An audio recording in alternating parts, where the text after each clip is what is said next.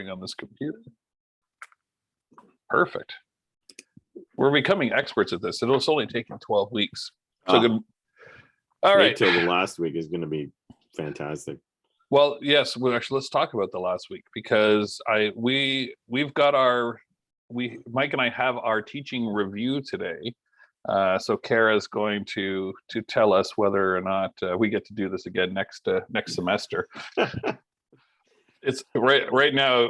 I think it's we're 30 under on the odds, right? So yeah, it's 70-30, 30-70. Real a roll of the dice. It really is. But that we're hoping we get to do it again. But we are going to ask her at that point to book us that multimedia room for the 15th, which will be our last lesson. And that's when we can do our presentations, and anyone who can make it, hopefully most of you can, we will bring the coffee and the donuts, and we can Tim Biebs.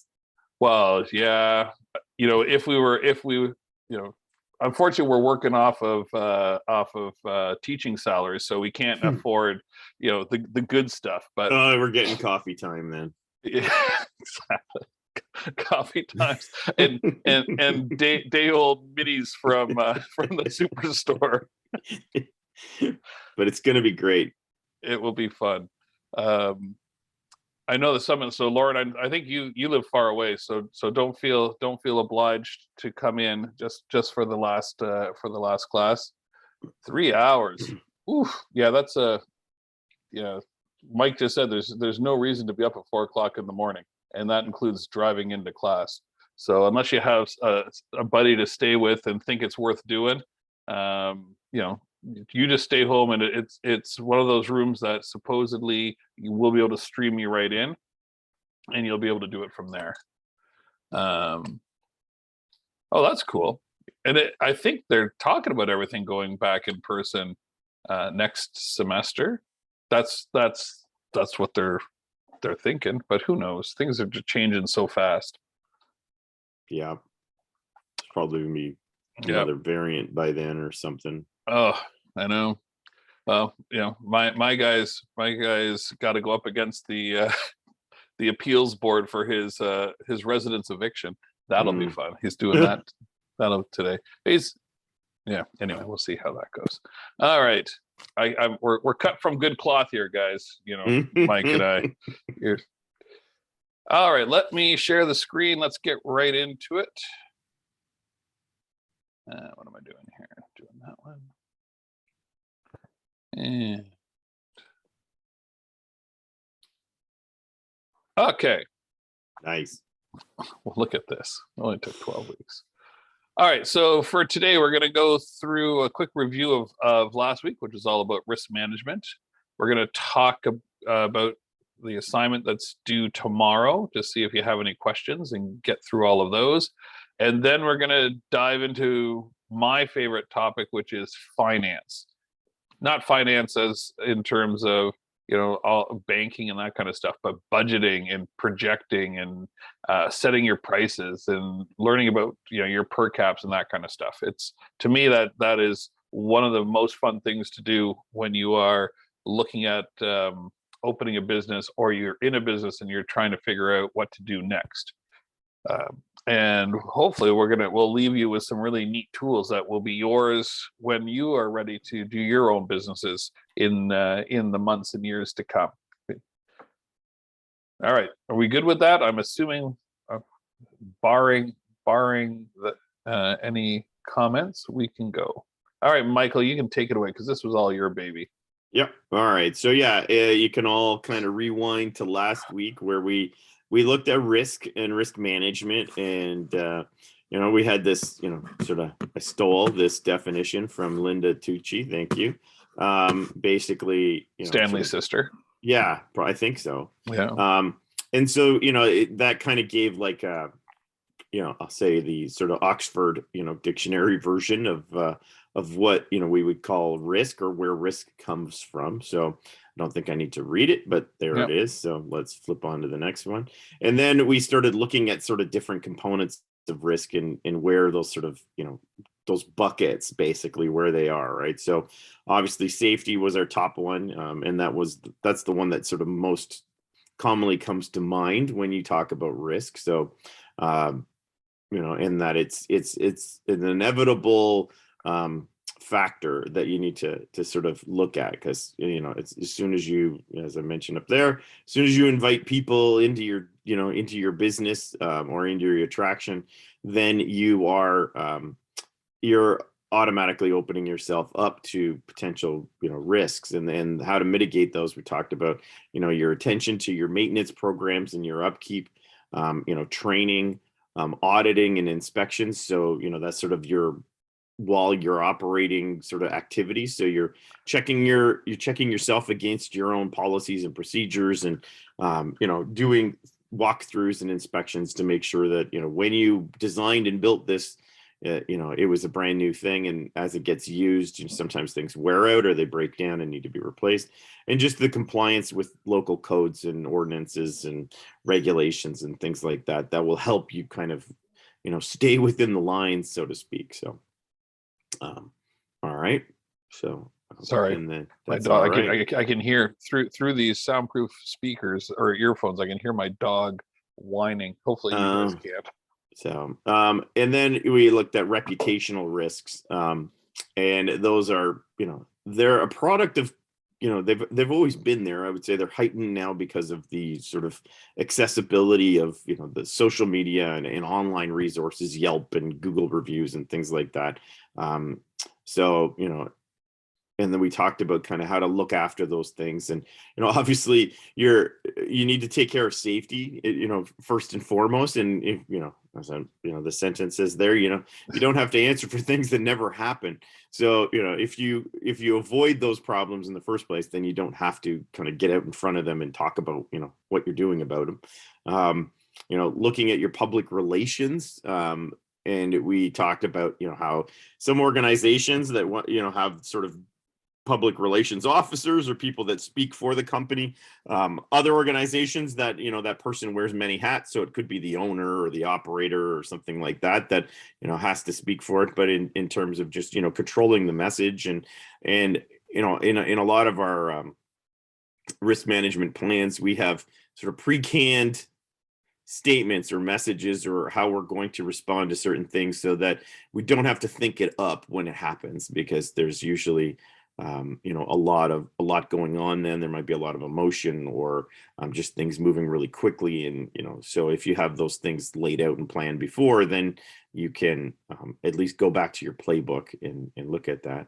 Obviously having strong business ethics, that really doesn't roll off the tongue easily, does it? Only if you don't have strong business. Oh, damn it! I told you. Oh, my goodness. Well,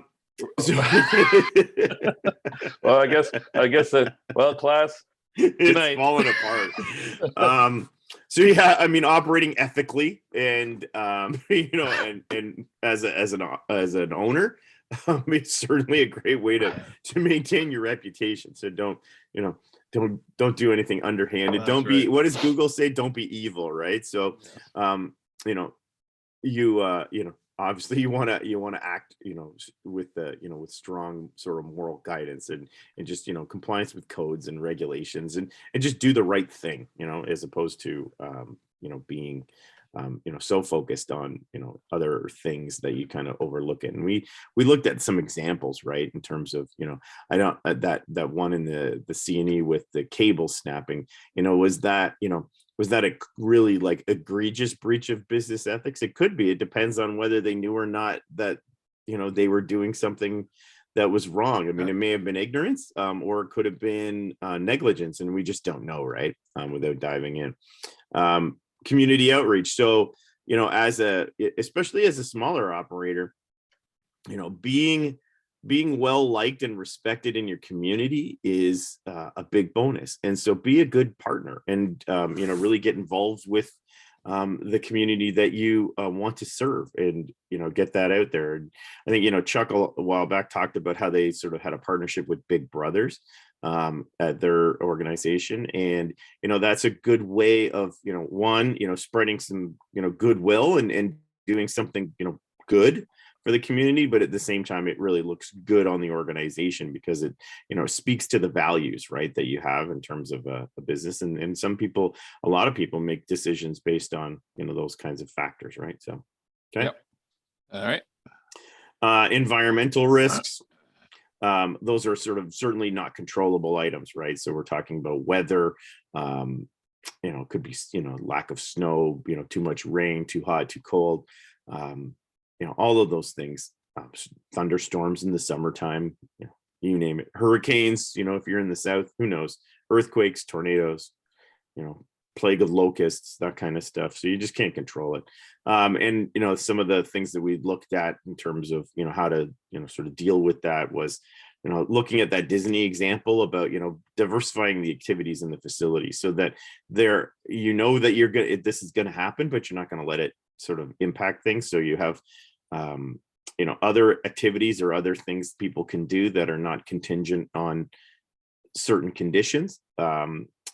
And also just monitoring controls. So looking for, technologies and, whether it's forecasting tools or other things that can give you certainty over what's happening around you so that you can make good decisions, whether or not you can, safely operate, right, given those weather conditions. And, we looked at that example from the Royal Botanical Gardens, just about having some process about that, right? So, looking at that, what could they have done? They obviously couldn't have had that, they couldn't have, prevented a tree from falling, or maybe they could have. It depends if maybe the tree was rotted or that it was in need of removal beforehand, or, sometimes those things just happen. So, what, the mistake may have been just allowing them to take shelter underneath it, as opposed to having a clear, policy or, a way to warn people that, this is where we want you to go because it's safer. So, okay. And then finally, financial risks. And we're going to talk today, obviously this is, Chuck's going to kind of lead us through this sort of creation of, of budgets and forecasting and things like that. And, the obvious one is just about, having a good business plan. So that's really what we're going to touch on today is understanding those numbers and, does this venture make sense? Are we gonna, is it going to ever make money, or are we just spending a lot of money? In some parts of the attractions industry, the margins are very thin. It's kind of like the restaurant industry where you have to be very aware of expense and control and be smart about it, because your cost of goods and your product, they sort of get really close. So you're not making a whole lot on what you're doing, but you have to sort of make it up in volume or quality. So controlling your expenses is one thing that you can do. Limit your liabilities. So, don't get sued a lot, and, you'll probably save a lot of money. And just having very sound business fundamentals. And that's, sort of what we're going to touch on today as well, is just making sure you understand your business and, understand all of the components that there are obviously costs that are hidden or that, are sort of less apparent anyway. And you need to sort of, deal with those when you're going through that process so that you can understand it. So, all right. Any questions before we jump into that, or any comments about last week that anyone wants to raise?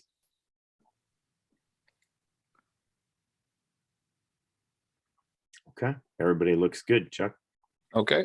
Sounds good. So let's talk about the assignment. So it's due tomorrow. And does anyone have any difficulties? Are there any questions that you have about that? You can put it in the chat, or you can go off of mute. Well, that's good. Give everyone a second here. Yeah, no problem. Oh, hold on one sec. So yeah, so if you don't want to ask a question in class, then you can certainly email Chuck or I, and we can answer that, or we can sort of hop on with you or whatever to help you out. But sounds like everybody's in good shape.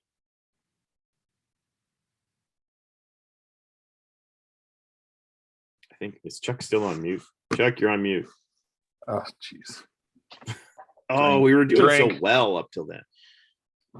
Okay, let's go back to the sharing of screen. Slide. Okay, so we're starting to get into financial operations.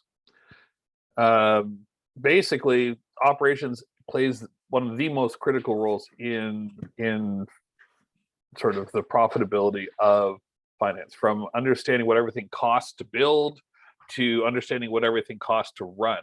You cannot budget for an attraction without thinking about all of the intricacies of operations. So basically today what we're going to do is we're just going to dive in. We're going to dive in and we're going to figure, have you guys take a look at what does it cost, what does it take to build your construction budget, your opening budgets, and then how do you build out your forecast? How do you determine whether or not you're going to be profitable, and determine what you need to do revenue wise to become profitable? And this is something that when we built out the first glow zone, I was shocked by all the extra expenses. Like, we built in like a 10% cushion and probably blew the budget by 30% because there was just all these things we never even thought of, that there was cost implications, and we wasn't even part of our thinking, and snuck up on us, and off we went. So we're at a point now where, now that we're looking to build number 3, we can take a look at all the costs that we've had for building the first 2, and we have a much better sense of what it's going to cost. And then when we built number 1, we actually used a lot of our knowledge from building putting edges, because we used to build putting edges, and used the knowledge that we gained from there to build the budgets to build the glow zone. So once again, this is where the attractions industry is very helpful. There's opportunities to learn from other organizations, find out what's what. Like, we knew before that we built our first one that there was going to be what's called a development charge. So although our first location was zoned correctly, so we could build it there, we didn't have to do any rezoning, because it hadn't been used for an attractions purpose. It had been used as warehousing before we opened up the first one. They had to change its use, and there's different charges depending on the use. So we knew going in that there was going to be a charge of $175,000 just to have the privilege of opening it up, going back to the city, which pisses me off, but that's a completely other story. I was going to add in there, that these are municipal charges, they go back to the municipality that you're building in. So that's right. Those fees and charges could vary depending on what that municipality is. Yeah. So they talk about the need for small business, and then they go out of their way to make it difficult to have small business. So we fought it. We got a little bit back. That was good.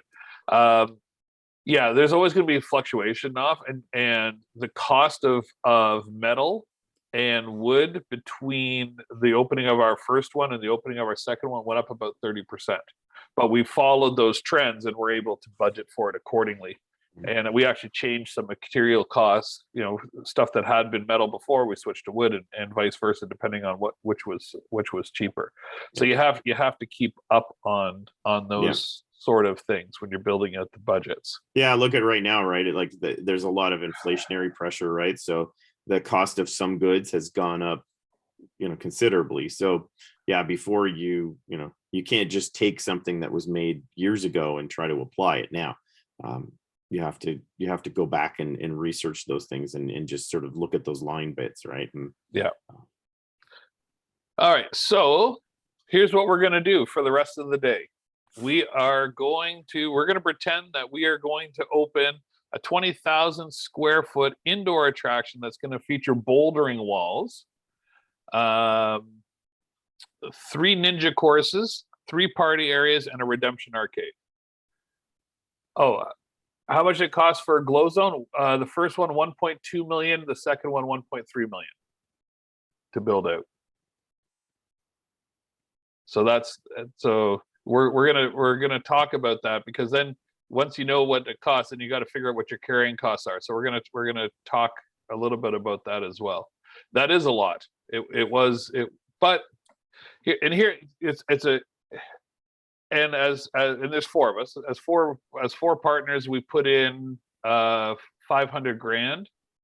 No, we each put in just over 100,000 to because you have to put in a bunch. Then we got it's called a small business development loan. So there's it's a government guaranteed loan. So if something went horribly wrong, we'd only be on the hook for 25% of it. We all had to mortgage put our houses up as collateral. There's a lot of risk involved in doing it. And this is where having a sound business plan and running the numbers, which we're going to do after we do the initial build, is so critically important. We had a comfort level that was based on the history of attendance at Glow Zones, our knowledge of the industry, talking to our friends at Laser Quest to see how they were doing. All of those sort of things gave us a comfort level that we were going to be able to cover our expenses and break even. We haven't got any money out yet. What we've done is whenever we've made a little bit of money, we've gone and we've opened up another one. But it didn't cost us as much out of pocket to open up the second one as it did to open up the first one, because we had the funds in place from the first one to pay for the second one. The number one takeaway from this course, well, one of the number one takeaways is, if you are building something to make money, like that is your goal, is you are focused on making money, you're not going to do it, or it's not going to come as quickly. If you build an attraction out to satisfy a need in the community and to the visitors, you're creating a great experience. You are ensuring that everyone is having fun, and you're there for the community and for the people you're serving. You're going to get there a lot faster, because the focus isn't on money. The focus is on experience and the guests and how the guests are doing. And that sometimes means, oh my goodness, we have to scrape up an extra $30,000 because I think we should be doing this because it's going to make the guest happier. And we don't have 30,000 right now, but how are we going to get it? And we do it, and it pays off later on, because you just increase the guest experience, and now more people are coming and giving you revenues. So that's oops. All right. So what we're going to do here, I'm going to stop sharing, and we're going to switch over to a Padlet in a second, as soon as I can. Oh, I'm going to escape that. Do this. Okay.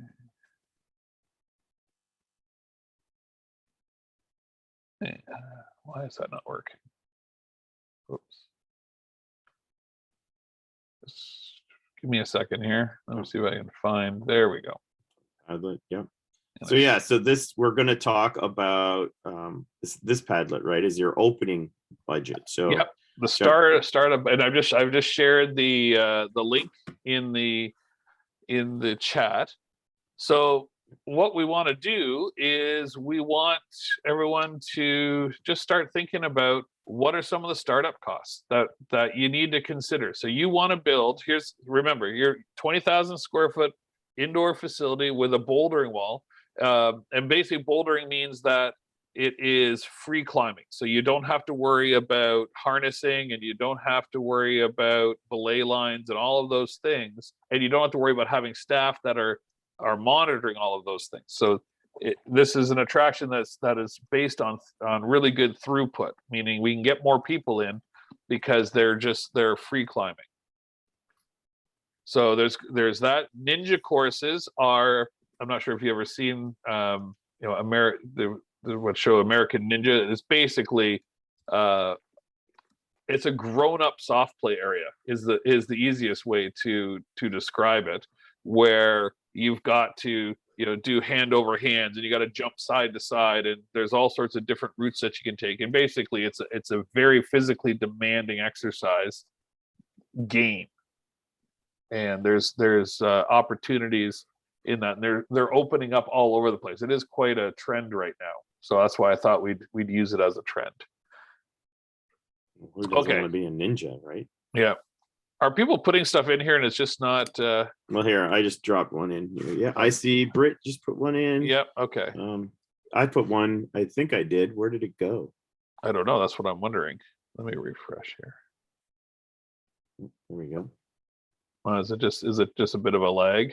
Yeah. Oh, there we go. Yeah. There we go. People are getting in there. Okay.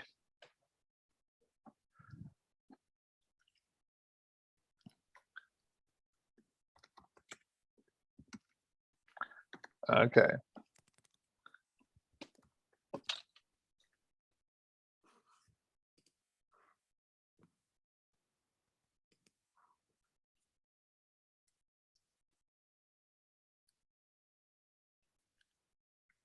I'm gonna start grouping these together.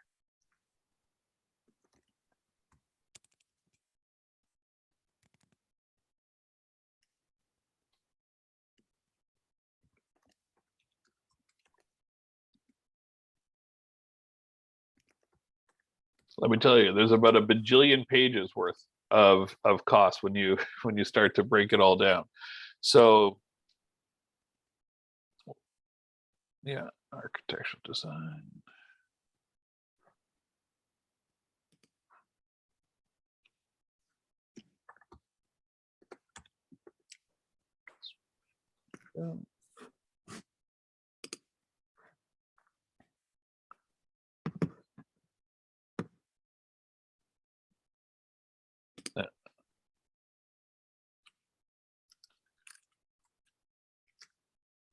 Actually, yeah, sometimes you also have to do an environmental assessment depending on what the building use was. Luckily, we didn't have to do that. Testing, yes.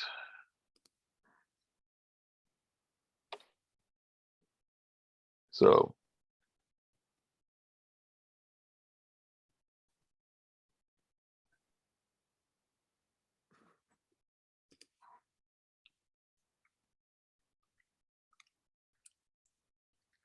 oh, look at all these. Sorry. They're kind of showing up in the bottom. Yeah, I'm gonna move them all. I'm gonna move it all up here. There we go. Well, that's a good one.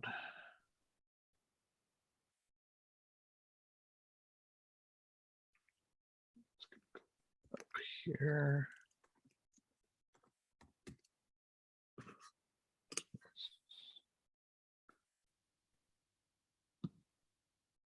Yeah, really weird. That's all right. Building materials cost is like way down. Yeah. Yeah. There we go.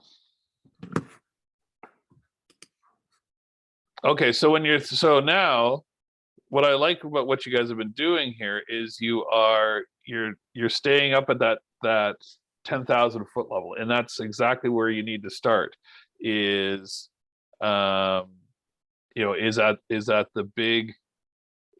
at those big items. So let's take a look in here at all of these production costs, and I've allowed you guys to make comments.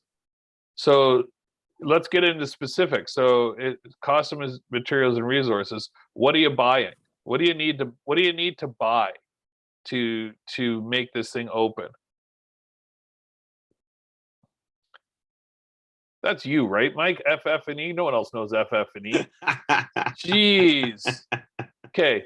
Oh, no, that's a pretty common term. It's not. Well, okay. Go ahead. What does FF&E stand for? Fixtures, furniture, and equipment. Right. Okay. So that is a big one. So it's basically a catch-all term for all the stuff. Right. So if you want to add a comment to, so what do you need to buy for fixtures? You need to buy. Games for your, if you have an arcade. Yeah, which we do. maybe you need tables and chairs because you have a eating area, so you need that kind of stuff. You will need, let's say there's a scoreboard for something, or you name it. Oh yeah, well that's good. All right, so let's go into construction costs. So what are we building? We're building a bouldering walls, which are, to give a description, they are multi-angled walls all throughout the building or around the edges that, like some go this way, some go that way, and they have handholds. So they're specialized material. So in terms of your construction, you got to construct those walls. You have to buy and install the 3 Ninja courses.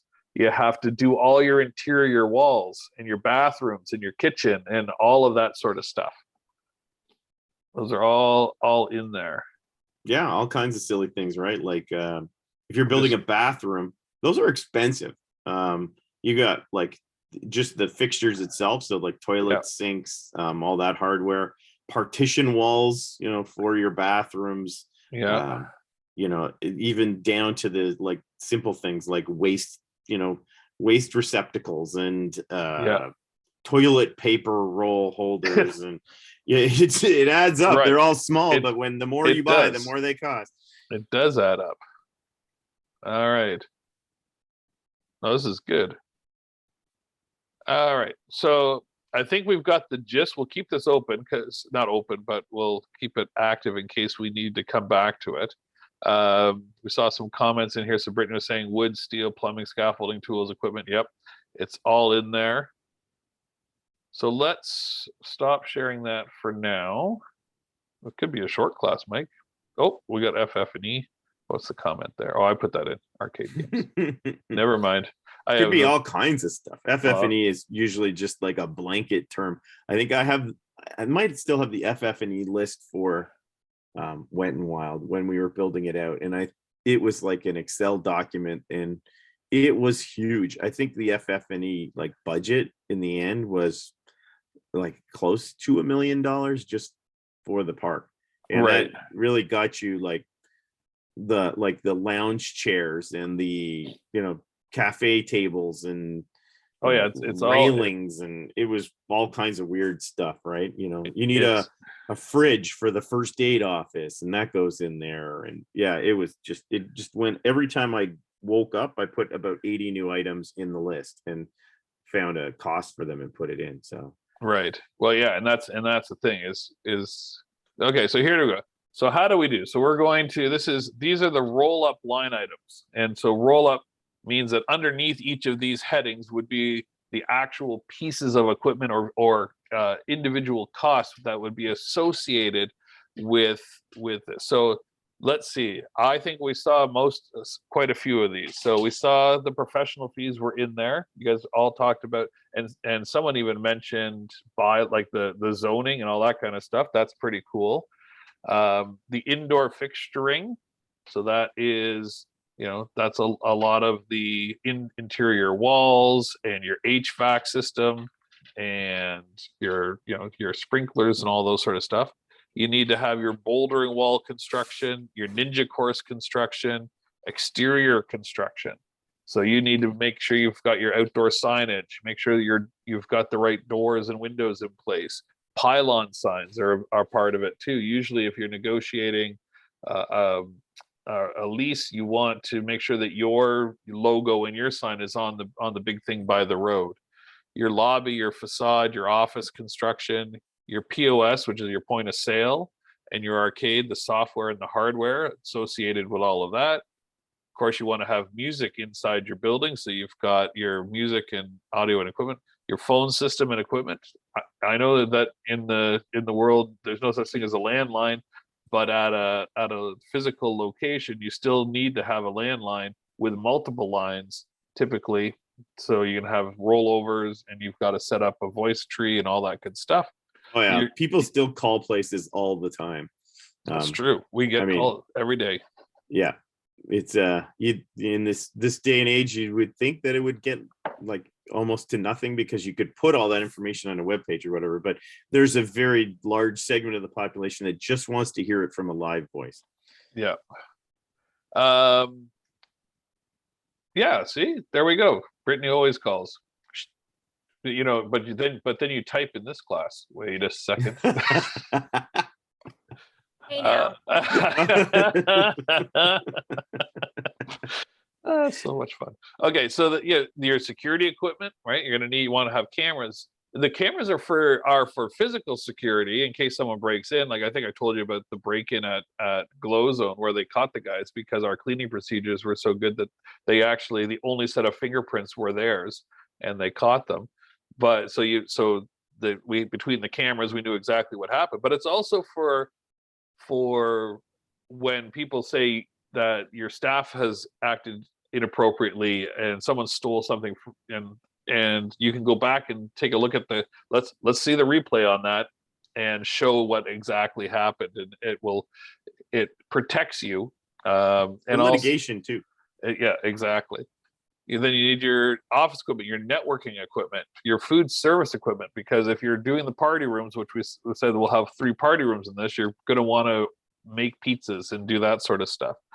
Your media signage, menu board equipment, your pre-opening expenses, and then we have the catch-all here is miscellaneous, all the stuff that doesn't fit into another line item. So under each of these roll-up lines are big expanding sections, right? So under professional fees, you're going to have, you might have partners, so you're going to need a shareholder agreement. It costs money to incorporate, right? You got to go to the lawyer. You have to pay money to the government to become an incorporated business that has a business number, articles of incorporation, all that sort of stuff. There's going to be a license fee, which will go when you want to license your business back to the city. Lease review, disbursement. So you've got your corporate binder, your seals, the resolution and fees. That's usually a couple $1,000. If you have to change the zoning, like we said about the development charge that we incurred at Glow Zone, then you have your city fee and permits and variances. So here's the other thing. So things you didn't know, right? So we built our first one in a commercially zoned area, but we had to do to get the place, the city wanted to see how many parking spots there were in the whole property, because you have to have enough parking to deal with the people that are going to be there. So we actually there wasn't enough based on all of the different buildings, but most of the buildings are warehousing and not commercial, and also they are open weekdays, not in the evenings and not on weekends. So we actually had to apply and pay for a minor variance to the zoning so that the entire property didn't require as many parking spots as whatever their formula said that we needed. Then you need your architectural and engineering fees, usually in the tens of thousands of dollars, to have someone put their stamp on it, because once we talked about that with the TSSA and the safety inspectors, someone has to sign off to say that, yeah, this thing's not going to fall down and that it's up to code. So you have to have an architect do those drawings of what the interior of your building is going to look like. Yeah, unless you want to build a super crazy water slide in Missouri, and then you don't need one. And then we know how that happens. We know what happens there. Exactly. Yeah. Then you have to have an engineer sign off on the mechanical, and there's all the inspections that take place at different points throughout the construction. Same with your mechanical, same with plumbing. Actually, there's all these benchmarks.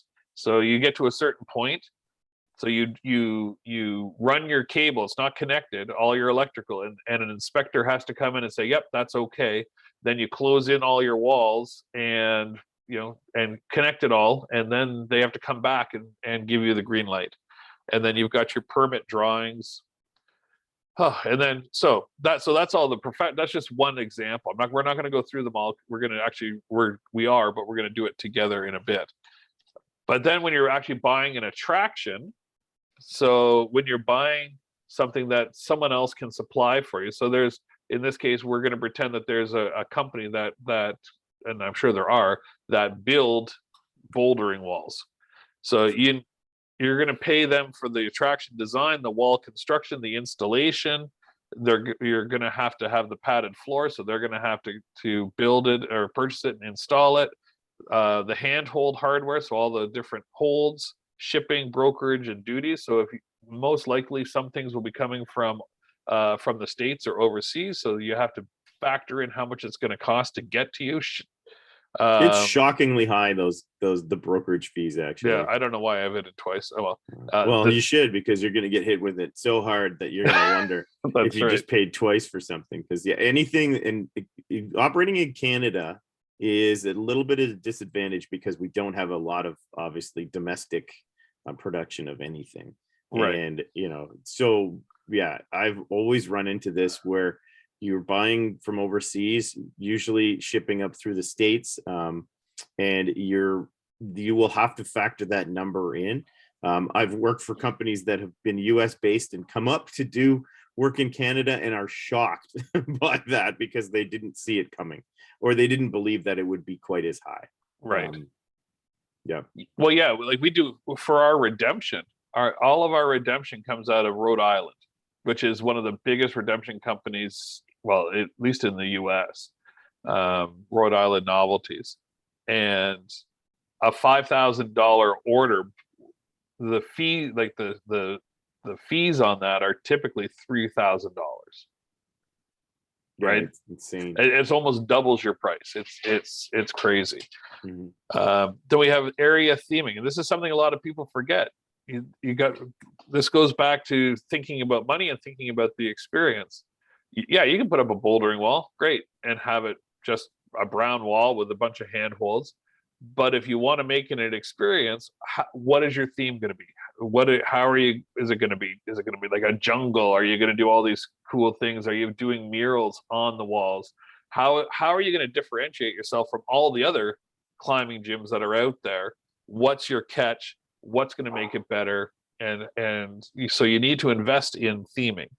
And then of course someone who had staff training on there, that makes sense, because you got to make sure that they know how to safely change the route layouts. So, one of the expenses of having a climbing wall, and when you think about, a bouldering wall is great because there's no cost of sale for that activity, right? Like people just go and do it. I guess the only cost of sale will be the chalk, right? Because you're going to supply chalk for people so they can put it on their hands and off they go. But the cost will be labor, because after a couple of weeks, people are like, well, I already know all the routes. I can do all of these routes. So you're going to have to go in and you have to switch up all the routes so that people are always feeling they're coming to do something new, even though it's the same activity. They have to learn a new route. They have to challenge themselves and do other things. And then we've got here TSSA licensing and fees. I would assume, and I didn't check, but I would assume that climbing walls would be under the TSSA Act because there's a high probability of injury. That the wall itself is not under it, but if you use it like an auto belay system or something like that, okay, then they're going to end up getting you for that. Well, let's just pretend it's in there because I should have looked that up. All right, better safe than sorry. That's right. Okay, and then under some of the items, you got to expand it out even further. So in this case, we have our indoor fixturing. So you've got your walls, your ceilings, your plumbing, electrical, front door, concrete floors, paint, your HVAC system, which is your heating and ventilation and air conditioning, all the millwork. And millwork is customized furniture, basically. So at Glow Zone, the front desk is and the back counters and all that stuff is all custom. So they designed it, they built it like offsite, and then they came in and they installed it, and that's called millwork. You got to paint the ceilings, doors and frames, contractor fees. We got a little bit miscellaneous in here. Lifts, which are the power lifts that you need to rent to get the high walls up and get the stuff up. You're going to need a roofer you might not need a roofer if the depending on the age of the building. So in this case, you want to have someone come and inspect to make sure there's going to be no leaks and that. You can push back to the landlord on those, but you need to have someone inspect it so you have something to push back with. And then any sprinkler adjustments. So with your plumbing, with your plumbing, you have sprinklers, your heaters, your bathrooms, your sinks in your toilets, your front desk. If you're gonna probably want to have a sink at the front desk, your sinks in the kitchen, the water lines, the servery, all right, the water lines for the ice machine. It just goes on and on and on. So we're just trying to give you a sense of all of that. Okay, so what we're going to do now, how are we doing on time? Is everyone 8:55? 8:55. I know I'm going fast, and you can tell that this makes me happy, all of this cool stuff. Well, this is a natural break, so do you want to take one now, Chuck, and then let's take 5 minutes, and then we're gonna come back, and we're gonna put up the budget, and you guys get ready to start doing some typing, because you're gonna throw out numbers. We're gonna make it all up, and we're gonna come up with a construction budget. All right, for this great new attraction you're doing. We're gonna show you how deep you got to go. So we'll see you back at 9 o'clock.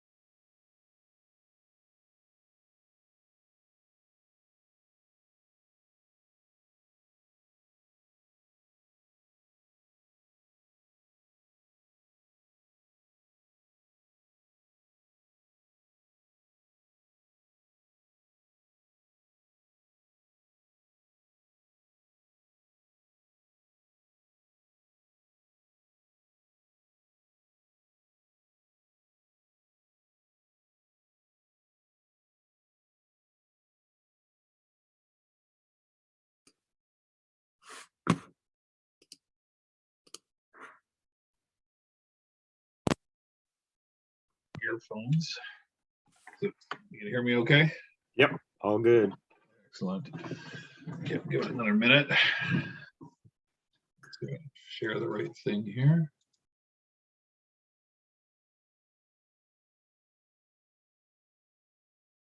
Okay.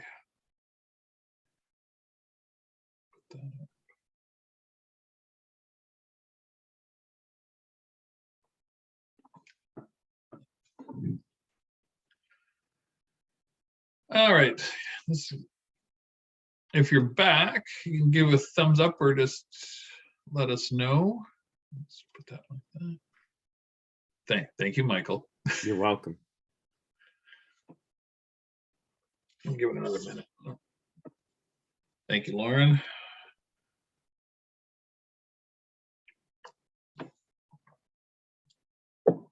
Excellent. Oh, I gotta extend this. I don't see.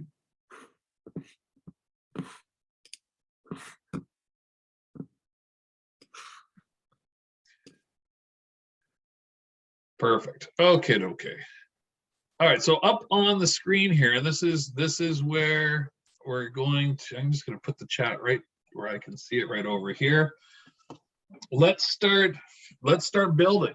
And this is all made up, but it's going to lead into the next section. So shareholder agreement. We're paying a lawyer. How much you want to pay the lawyer to put together the shareholder agreement? You can go off mute too. We can just run these numbers out.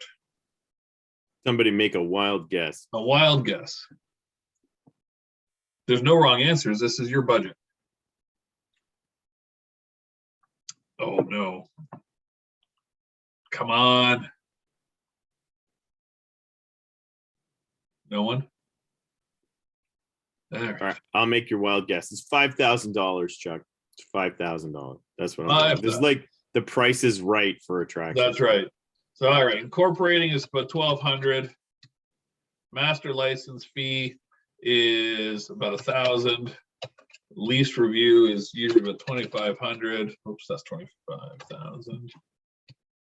Disbursements are about $1,500. Zoning. All right, let's pretend that we bought somewhere that zoning cost us nothing. We good? Nice. Yeah. This is like the Pickle Lake bouldering center or something way up in Northern Ontario or something. Well, I hope not, because we won't be able to have get anyone enough come people to in. it. All 8 of them in the town have to come multiple times a day. Yeah. Yes, Naf. Excuse me, one question is about, like, for example, if we will take the shareholder agreement, does it increase with the increase of the, like, I know that designing, for example, is by percentage. So, for example, the design will take 2%, for example, of the whole amount money that the project will cost altogether. Does the agreement also go, like the price go with the value of the project, or no, it's just a fixed price? It's just whatever you negotiate with the lawyer. So with GlowZone, what we did is there's 4 partners, and what we actually did was, before we even met with the lawyer, we went online and we downloaded a document that said 50 questions that all partners need to answer before entering into a business partnership. And we spent 2 days, 2 different meetings, usually over lunch with a beer, and we answered all 50 of those questions, and then handed that document to the lawyer. And the lawyer said, "Well, this is good." So we actually didn't have to pay a full $5,000. So the more prepared you are, the less money in that case you need to spend. Okay, and the number of the shareholders doesn't affect the amount again? No, if there was 10 of us, it would have been the same thing. The 10 of us would have answered those 50 questions. Okay, yeah, great. So, don't mistake it for like a cost of, like, what the shareholders are going to get out of the business. This is just to draft up the agreement. Yeah, that's right. And in terms of, sorry, you were saying that there's a formula now. What were we talking about, that 2% formula? Please come again. I didn't get that. Oh, you'd mentioned something about there was some formula that you said the cost was 2%. Yeah, my husband works in the architectural, like a consulting, engineering, designing stuff. So I know that, for example, when they design a project, the price isn't fixed. It depends on the size and the value of the project. Usually they charge 2% of the whole amount, or 1.5%. So I was wondering if this applies here too. It didn't for us, because they're smaller projects. $1 million project isn't a huge, or $1.2 million project isn't a huge project in the grand scheme of things. So it was an hourly, a sort of a set hourly rate to a cap is how they set it for the architecture stuff.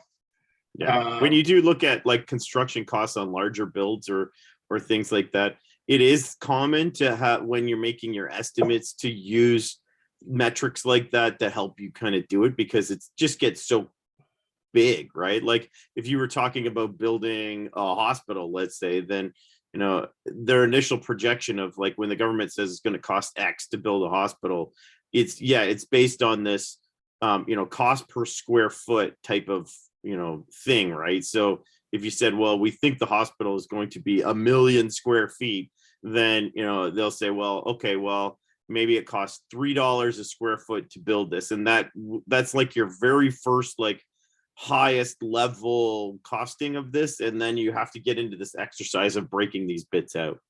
Yeah, and this exercise we're doing right now is not to be accurate on these numbers. Yeah, don't use it and go to the bank with it. Heck no. But it is to give, it is to give you a sense of all the things you need to think of when you guys are getting ready to build out your first businesses, if that's where the route you decide to go. And it will also give you an understanding of what other people have had to do when you're working in the industry.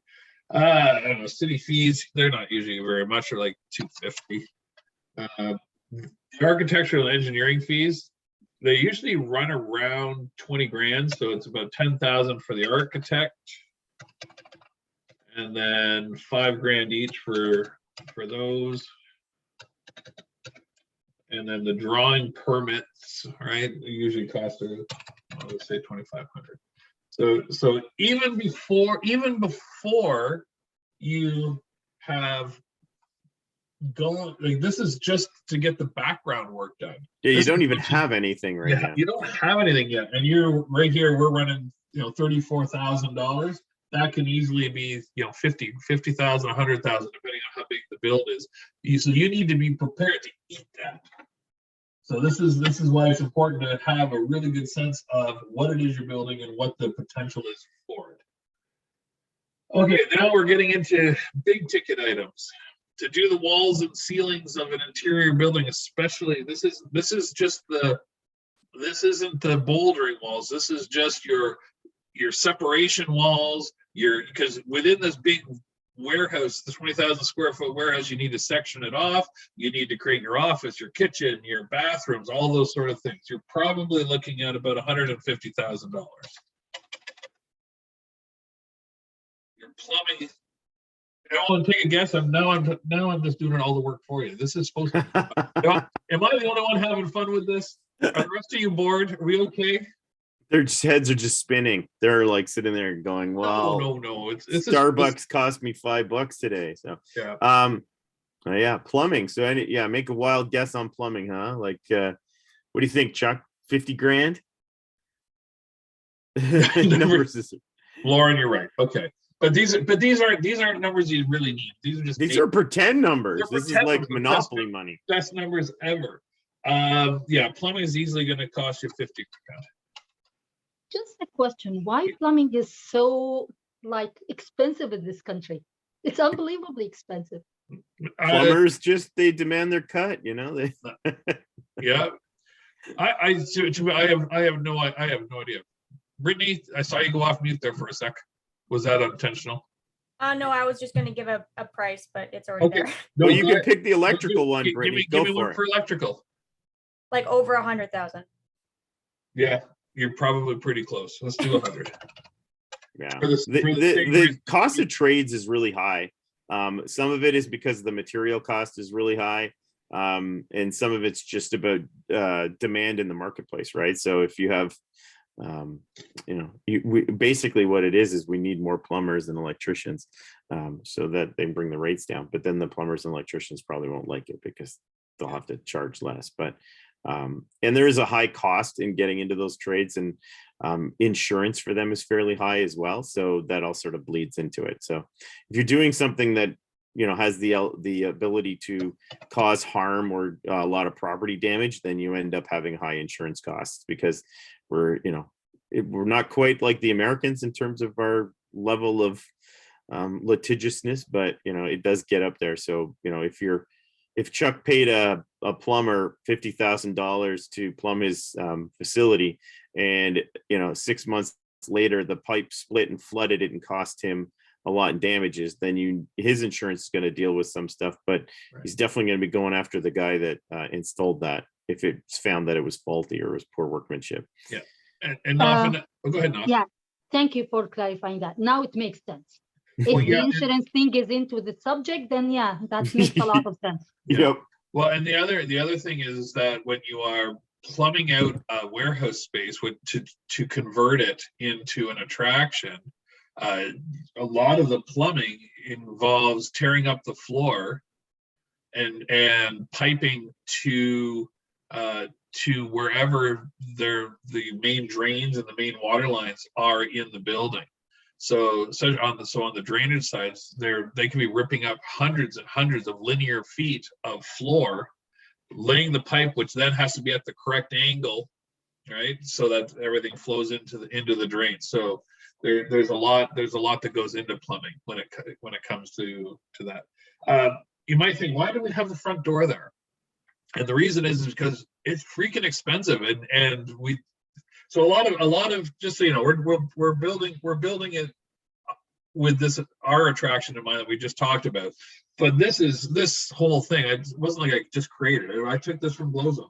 This is what we use at GlowZone when we are thinking of building it out. And front doors are stupidly expensive because they have to have the automatic opener. They're usually double. They're all glass. They're usually double height. There's 10,000 is probably conservative. Concrete floors. So in this case, we're just going to say it's all good. So it's not, we don't actually have to do any work with the concrete. Painting a building, someone throw out a number. What do you think? What do you think it's going to cost to paint everything? And we're not talking the theming. Just to paint 20,000 square feet of walls. 25,000? Yeah. Yeah, sure. That sounds good to me. You see how much it costs to paint a roller coaster. Yeah, exactly. Your HVAC, which is all of those big pipes that run up top, and the fans and the big units on top. Now, the actual units are usually the landlord's responsibility, which is good. But the interior, so getting from there and running all the heating and air conditioning throughout your building is your responsibility. All right, who wants to throw a number in the chat or go off? Because it ain't cheap either. I don't know if we've mentioned this, but I'm always thinking about like labor, like how much you're going to be, like how much of the cost is just going to be the people who are installing it. Like, are we considering that, or is it just the product? It's in that number. Okay. Yeah. Yeah, that you're right. It's a very good point. And yes, that when we build that out, that is usually the quotes that are coming from the company that's going to do it, which includes parts and labor. Okay. So yeah, so unless you're lucky enough to have all of the right licenses and training to do all the work, then yeah, you're definitely going to need somebody to do it. Like 15 or 20,000? Yep, that sounds good to me. Yeah, that's just for your duct work and all that. Yeah, that's just the duct work. Yeah. Yeah. Luckily, the duct work itself doesn't take much. So you know what? So what's missing from here, going up here, just thinking of what you were saying there, Brittany, is project usually there's a construction manager that you would hire if you aren't comfortable doing it yourself. So someone like a general contractor or something like a general contractor. Oh, there it is right there. Never mind. There you go. It's there. I figured it was. All right, millwork. So building all of your custom cabinetry, that's going to run you around, well, depending on this, for this one, let's say 40 grand. Because you've got a big front desk, you're going to have custom cabinets. There's a bunch of different things you're going to need. Yep. You just don't go to IKEA and get that kind of stuff. Painting your ceilings because you don't want it to just be the regular color. Let's say it's 10 grand. All your doors and frames. Well, let's see. You're gonna have a kitchen door. You're gonna have an office door. You're gonna have 3 bathrooms. So you have accessible, and then at least, because you could also design it so that it's, it's a bunch of individuals, but let's say you got 3, there's 5. You've got, with 20,000 square feet, you're going to have 1, 2, 3, 4, probably 5 exit doors, like emergency exit doors. There's another 5, you're at 10. And then then you're going to have your storage. So you're going to have redemption storage, you're going to have electrical, you're going to have maintenance. So let's call it 20 doors.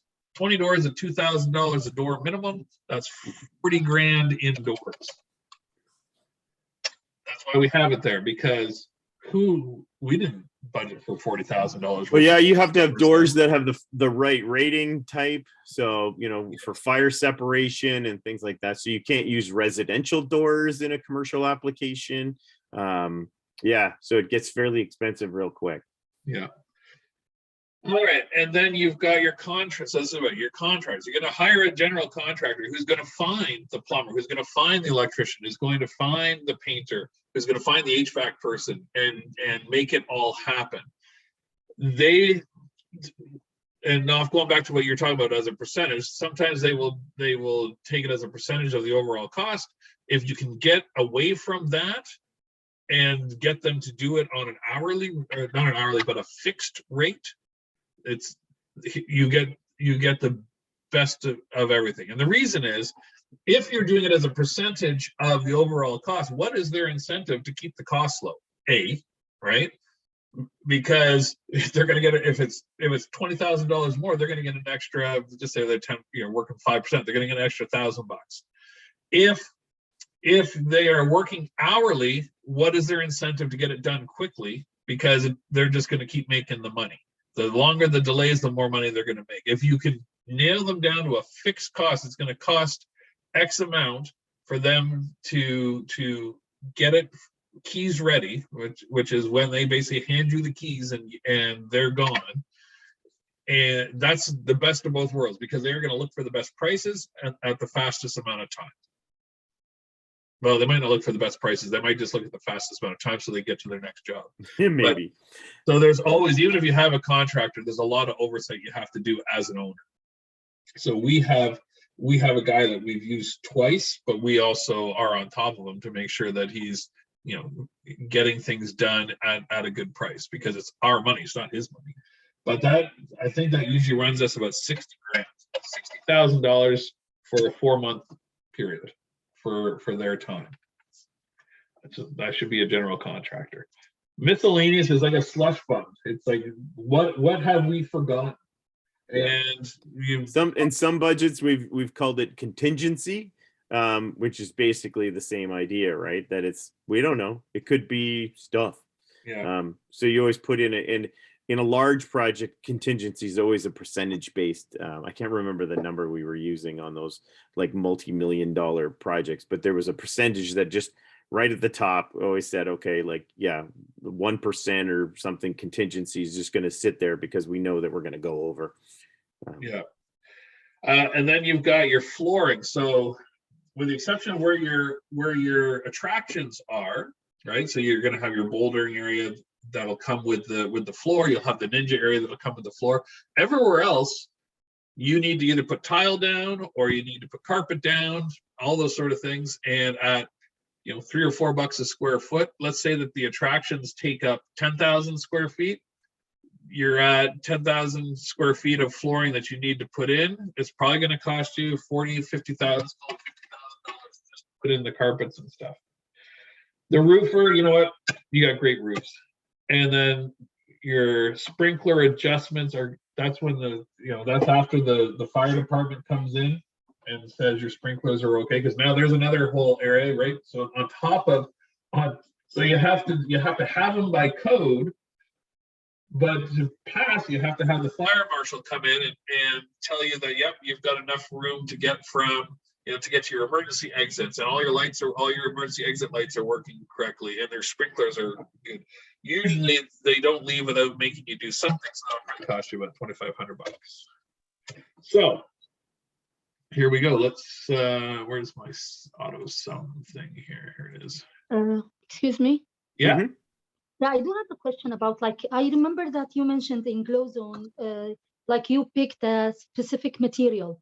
that I mean relates to the nature of the project of the Yeah. attraction. Now, where does this one go? Does it go into, like, for example, the flooring? You just put a regular price for flooring.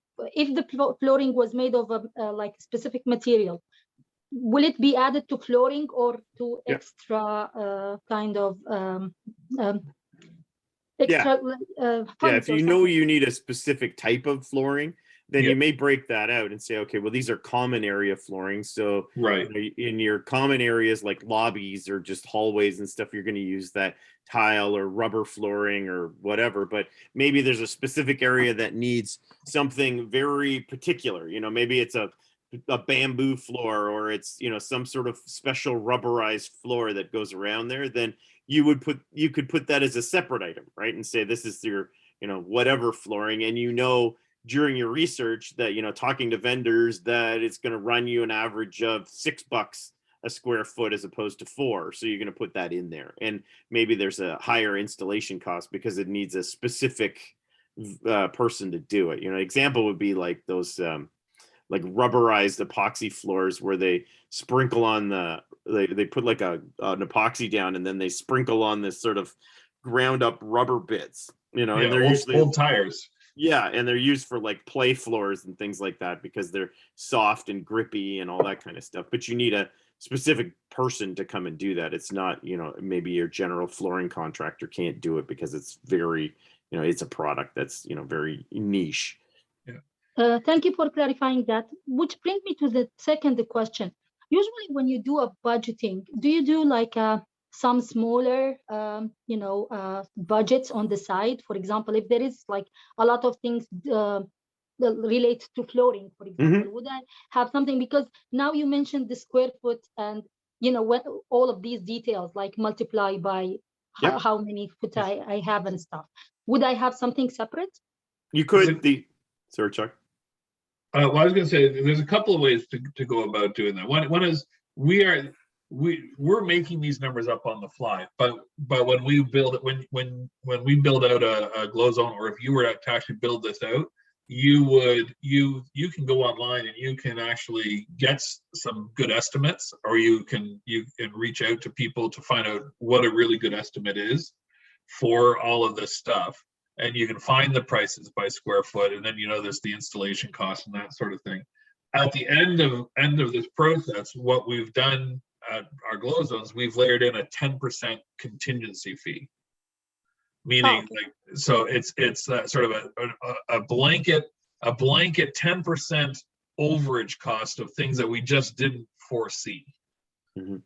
So the other way you can deal with it, Naf, is I gotta go let my dog in. I'll be back. Yeah, you can take these separate items like your walls and ceilings or plumbing, or and like think of this as like your top line roll up, right? This is your summary page of and maybe in this Excel document you have multiple tabs, and you have a tab that's labeled plumbing, and in there you're going to label out you need 6 toilets, and you need 4 sinks, and you have the price for those, and then that feeds to your roll-up page, so that way your roll-up is to give you the snapshot of what's going on, and not to give you not to kind of give you so much information that you can't sort of wrap your head around it. So you can sort of you can go from very small sort of to very big. Sometimes when you're kind of at your preliminary stages, you're just wanting to assess the viability. So you're going to make some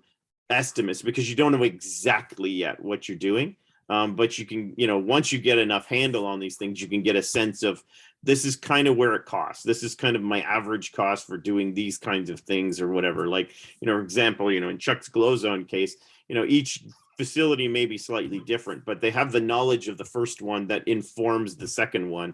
And then, as they sort of build more out, then they get more, they have more information to sort of build that on, and then they can get more precise. But typically once you're in that kind of design phase and you have like proper drawings and all that kind of stuff, you can cost those things out really finely. And yeah, you would want to if you wanted to, you could create these sort of separate tabs that would feed into these roll-ups.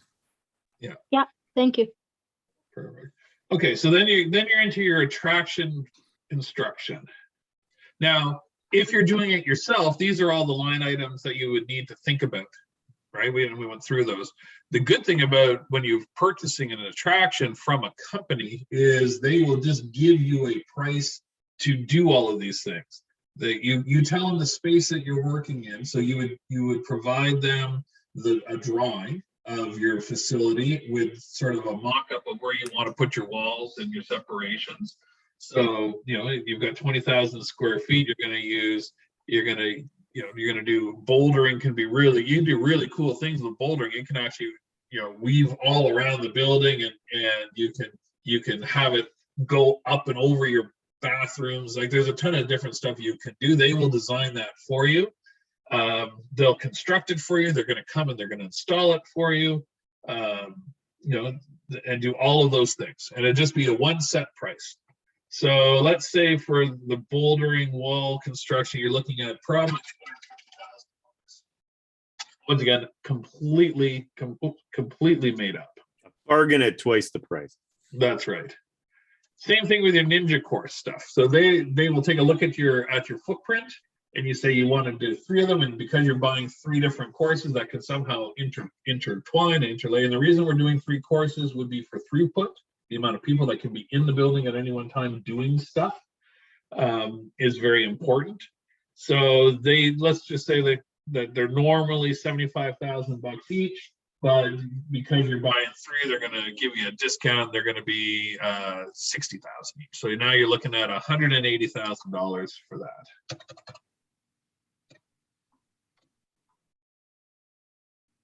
Easy peasy. And that'll just save us a little bit of time instead of worrying about what all those different prices are. These are all the things. So to do your facade and your sign, to put up a sign, it's not as expensive as you would think, but it's probably running you around $5,000 for your sign. And then your pylon sign, that's less expensive because it's a smaller sign. It'd probably be about $2,500. And then your window covering. So you're an attraction. You want to attract people there. So vinyl coverings on the inside of your big windows that show exactly what you've got inside and gets people excited. Like action shots that which would be at the beginning would be stock from your suppliers. So the bouldering company would have some great stock shots of people hanging precariously, and the Ninja course supplier will have shots of people in midair as they're leaping from one element to the next. So those are going to cost you probably around $5,000 as well. So let's just add those up.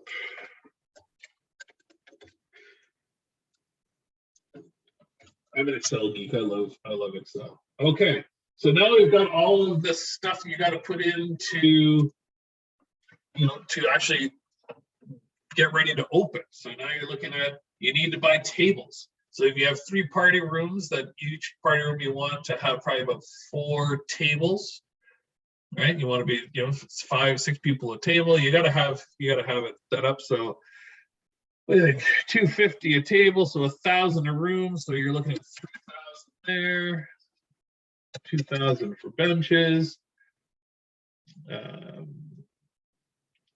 Carpet on the walls. Why would you want to put carpet on the walls? Anyone? Any ideas? Extra protection. I mean, there's gonna be like a lot of bumping and stuff. That is definitely one of the reasons, and one other. Acoustics. That's right. Sound dampening. So that is going to run you about $3,000. Children at birthday parties tend to make a lot of noise. Yeah, that's true. We've already paid for the flooring in the other one, so we're not going to worry about the flooring. Painting and theming. You need to get an artist in there too, right? The party rooms can't just be the carpet blank walls above. So you're going to have to pay probably around $2,500 to $3,000 a room. Let's say 2,500 times 3. Let's call it $8,000, 8,000. And in Glow Zone, what we did is we didn't actually do party rooms. We have a big section, and then we've got dividers. So we can actually expand the size of each of the rooms. We can contract them, and we can also just section off the entire area. And those were about, four of them, there were probably about 400, so 16. All right, so let's just, well, we're not gonna do carpet on the walls in the lobby. That's gonna be about 5,000. Your fixtures are all your lights, all the extra lights. So we've got those in the electricals, so we're just put that at 0. The reason for lockers, anyone? Of course, you will need lockers. I mean, people, when they try, they will have some stuff and then you just put them in the lockers away so that they can enjoy the experience. That's right, and it limits your liability. I'm not sure if I told you about our story of our staff trying to be nice and saying, you know, oh yeah, you can keep your purse underneath the table at in the laser tag vesting area, and then the next day I get a call from the mom that our staff has stolen from them. Mm-hmm. So or again, the story of the artificial, was it hand or leg? Yes. That's right. Good story. the most common phrase you'll ever hear in an attraction is, "We're not responsible for lost or stolen articles." So Yeah. I think we taught that to so many ride operators, and they were like, "Can I leave my bag here?" Yes, but we're not responsible. So yes, you need some sort of locker, especially if you're doing something that's physical like that, right? Because you don't want people carrying their phones or objects with them, or maybe they need to put it away. A water park would be a great example, right? Where you're going to get changed, right? So where are people going to put this stuff? So in a water park environment, we use the lockers as a revenue generating opportunity as well, because you can rent the lockers out. It depends on what your program is. In this facility, you probably going to say, yeah, we'll just give you sort of day use or whatever lockers, and they're going to cost you a deposit or something like that in case you lose the key. Or but you have to decide that. If you think the numbers don't fly, then you may say, well, no, the locker rental is $5 or something like that, right? Yeah. So as you guys were talking, I just filled out the rest of it, and what we did here is we already paid for the carpets and the flooring and the millwork up above. We just wanted, the reason that is there on our budgets is so that we don't forget when we are getting the estimates that we need carpets, and we need the counters, and we need all the millwork. We need to make sure that the quote that we're getting from the person, and the reason that is there is from experience, right? The very first time we got the quotes for the millwork, but we totally forgot a counter. Right, and we didn't think about the painting in the party room. So we had the artist come in to do the all those beautiful murals that you saw that day that Ryan was walking us through Glow Zone. We had them all done in the mini golf and in the laser tag, and then he went back to Edmonton, and then we're getting our partners. They're like, man, these are boring. So we had to fly them back out and spend another 5 or 6 days to do the murals in the party room, to add that decoration. So it actually cost us more than it did on our second course, because we just kept them. Right, he did it all, and then we just paid him to stay longer to do the whole building. So it saved us the travel costs, and he was able to keep all the supplies there, and he was on a roll, and he was able to do more because there's a lot of waiting for the stuff to dry. So there you go. So there's another 31 grand. Then you've got your embed system is a control system for your arcades. So it is instead of putting in quarters or loonies or having tickets come out, it's a card system, and it costs around 25,000 for that, and 2,500 for the each arcade game, and there's 20 of them. So what's that? That's 10, 20. 30, 40, 50 grand. All right, your software is going to run you yearly. You got to buy it, the initial license. What is it normally, Mike? What, 10 grand?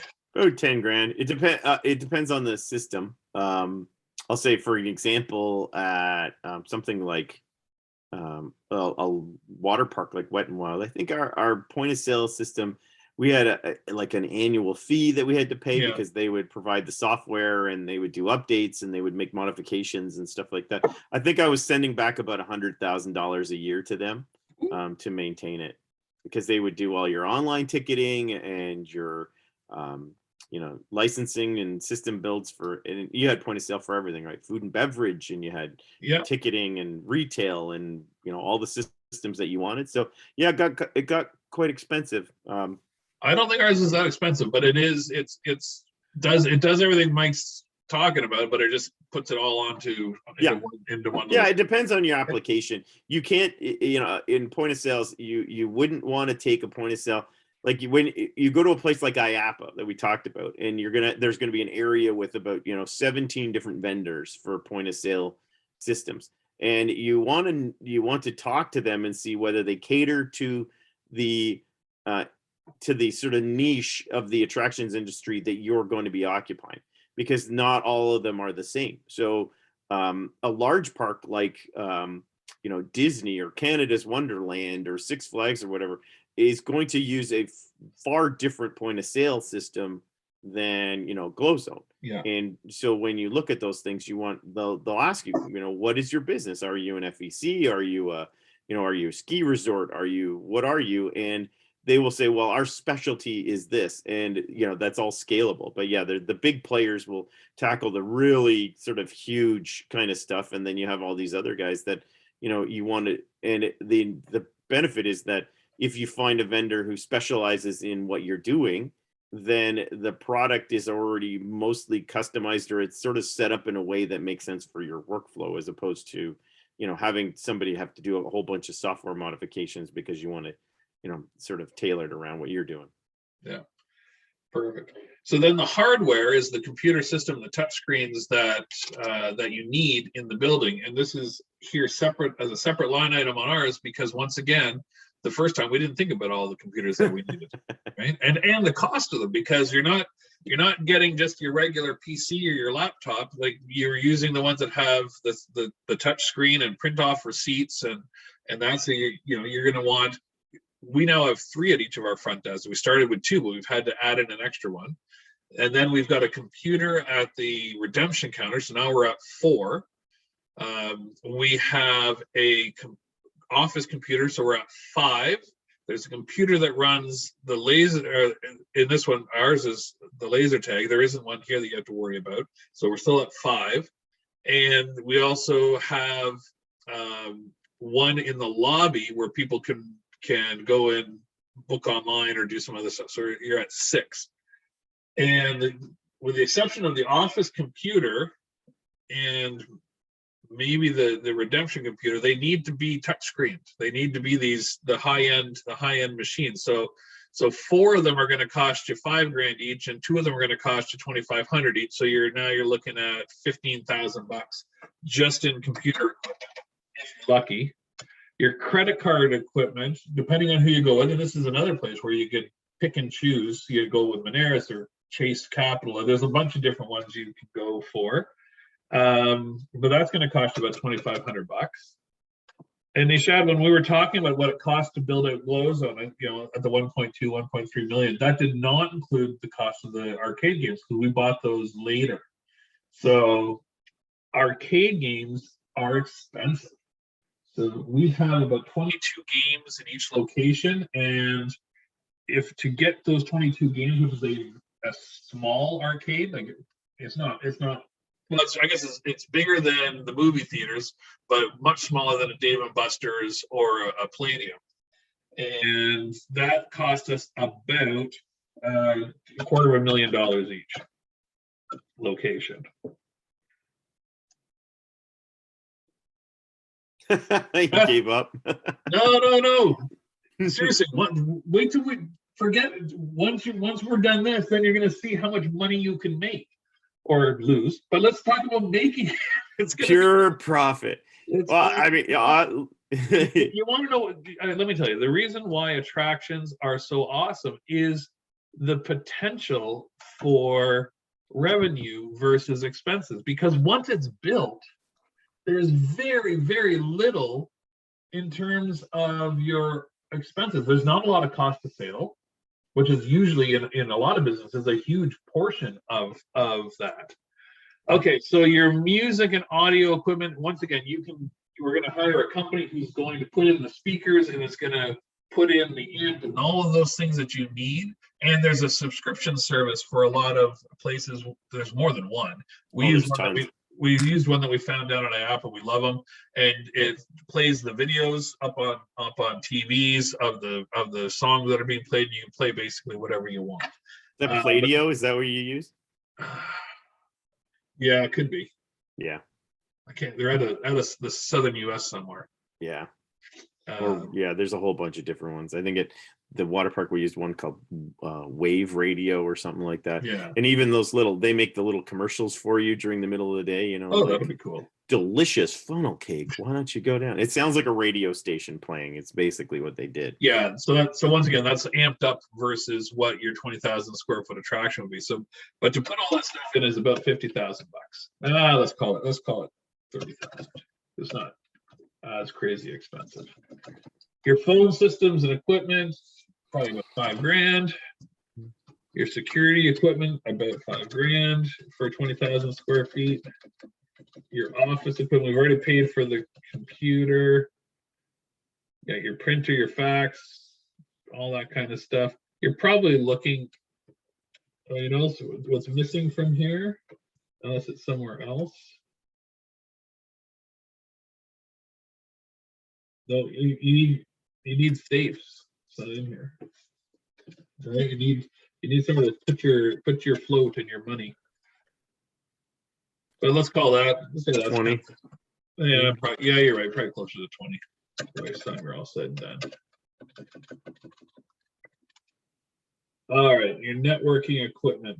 That's all your cabling. We're going to say that it was paid for somewhere else, so we'll just put it as zero. But these are all things you need to think about. Mm-hmm. Okay, food service equipment. So once again, Nishad, when I talked about those prices, we didn't when we opened up Brampton and when we opened up Mississauga, we didn't have any equipment, but now we do, and we're actually just switching over in Mississauga to making our own pizza. We just bought the equipment. So you are looking at around $50,000 per location to get all that in between the pizza ovens and the freezers and the countertops and all that sort of stuff. Oh, and a Mary Chef. Those things are amazing. Oh yeah, we haven't even got them yet. Oh, they're so good. They're coming. That's basically it's a quick fryer, right? It's an everything. It's basically at Subway where they toast your sandwich. It's the same idea. It's like a microwave / convection oven smashed together. It's wonderful. I heat up my lunch in it sometimes to get nice crispy sandwich. Nice.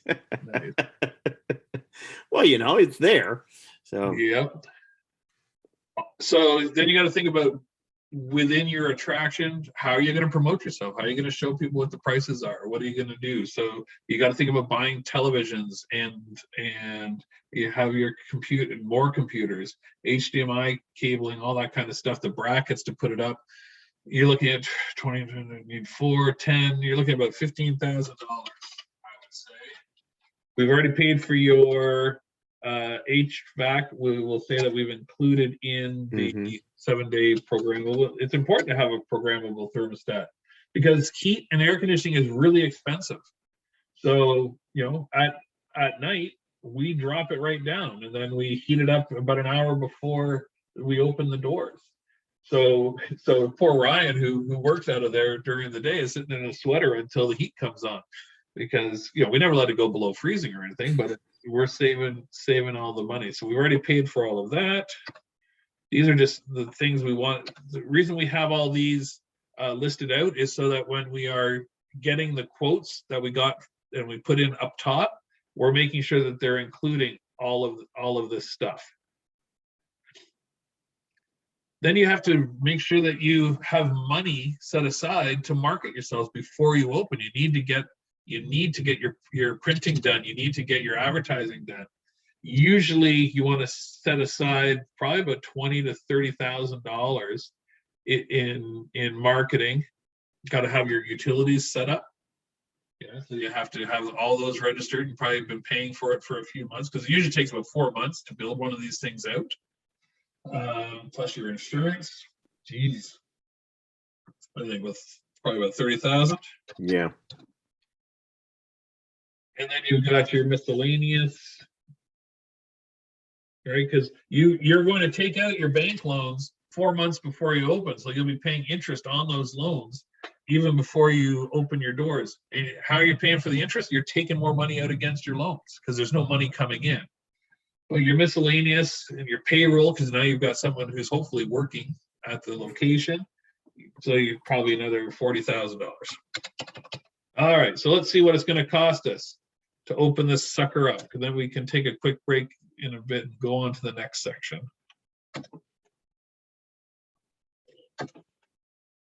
Yeah, those are zeros. Well, we're going to add them in here just so you've got it, because when I download, what did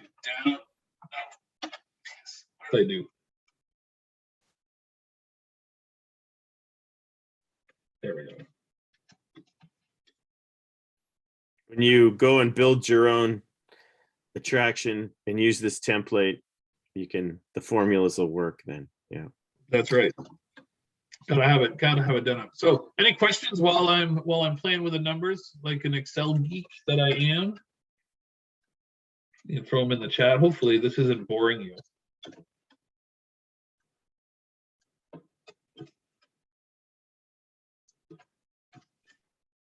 I think that number one thing that I've sort of learned through all of these different projects and stuff that I've worked on is that you do have to sort of do your due diligence and start to understand the relative cost of things and be prepared for the unexpected, especially when you're doing construction projects. There's always something you don't know.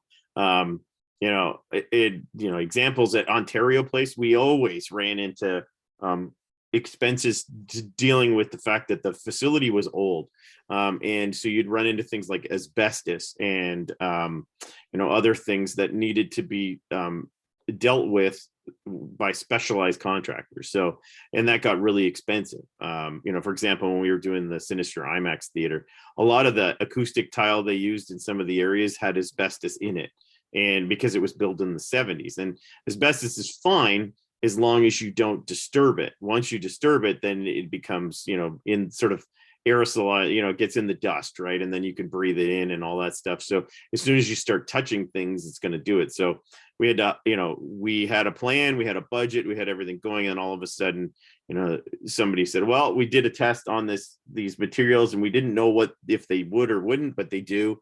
And all of a sudden $100,000 in asbestos remediation all of a sudden crept into your budget, right? And so you have to be prepared for those kinds of contingencies.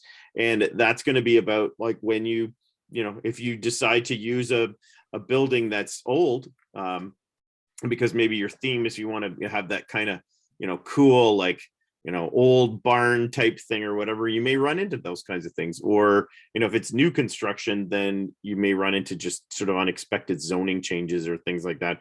We had issues of construction where it was like, subsurface water you run into a kind of a random unmarked pipe that's in the ground. And then you have to go find out what it is and is it abandoned, or if it's actually something useful to the facility, then, do we have to move it? Do we have to work around it?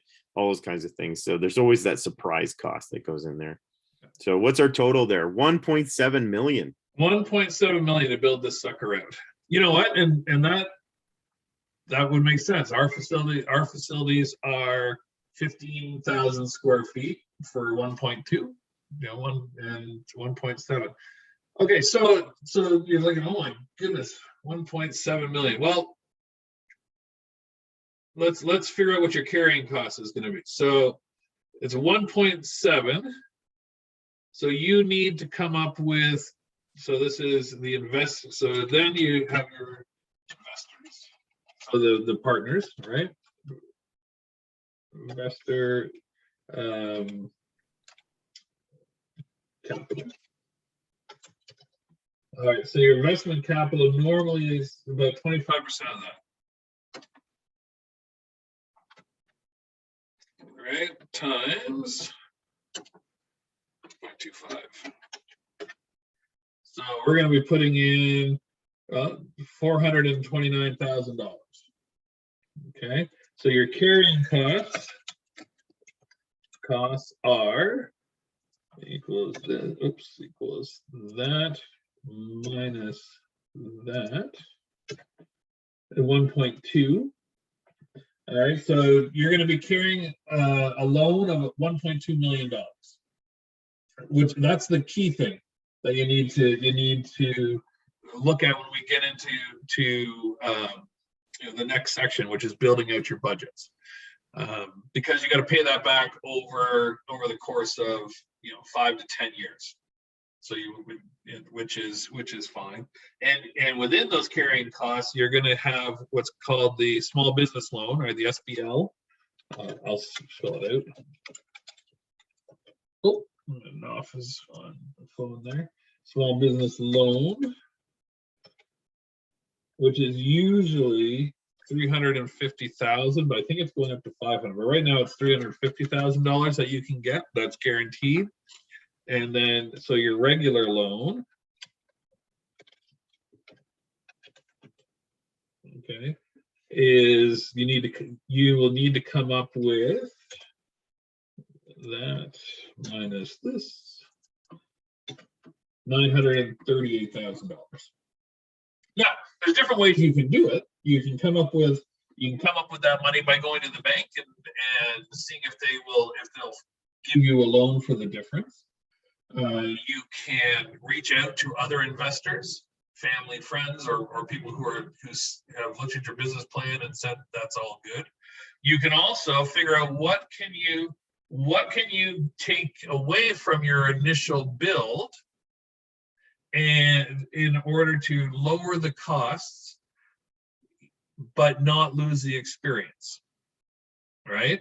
So in this case, so what we did in Brampton when we first opened is we did not do this, right? We didn't do any of the food service. We ordered pizzas in from Domino's. We had the pop machine and the ice maker, but they Coca-Cola supplies that as long as you are using their product, or there's a rental rate. So there's no capital cost to it. And we also did not purchase, where do we have the arcade games? I think it was further down. No, I got it. It's right there. Oh, there. Yeah. So we just shaved $300,000 off of that budget. So suddenly your partners, you only have to come up with $354,000, and your carrying costs are a little bit less. Right? I'm gonna put those numbers back in just so we have it, because the return on those investments, you also have to weigh in. And so in Mississauga, we invested before we opened that $250,000, and the reason is the history that we had in Brampton was we knew the games were $250,000. The games in the first year made $400,000 in revenue, which meant that we basically had paid for them almost twice over, like 1.5 times over within the first year, which meant that as an organization, you invest that $250,000, they're yours, and you get every single dime from it instead of splitting it 50-50. So there's big opportunities in there to make money. So you have to, and the same with the pizzas. The pizzas were costing us $7 per birthday, and then you'd run into problems if people wanted extra pizzas. We couldn't get them an extra pizza and that sort of thing. But now we have the equipment. The pizzas cost us $4 to make them ourselves. And when people say, "Oh man, that was a good pizza. Can we get 2 extras?" Yeah, we'll have them out to you in 5 minutes, and we make more money that way. Okay. Like I said, this is the kind of stuff that I love. I love planning businesses. I love trying to figure out, is it going to work, and how do we make it work? So why don't we do another 6 minutes, and we'll come back at 10, and then our next thing will be to do the operating planning. So talking about what goes into figuring out what your are you going to be profitable? So what's going to go into that? So everyone good with that? Is everyone still with us? Meaning like, well, Michael, I know you're, because you love this too. Thanks. I'm hoping it isn't too much on a Wednesday morning, but let's get back at 10 o'clock and we'll go right into the last section. Okay.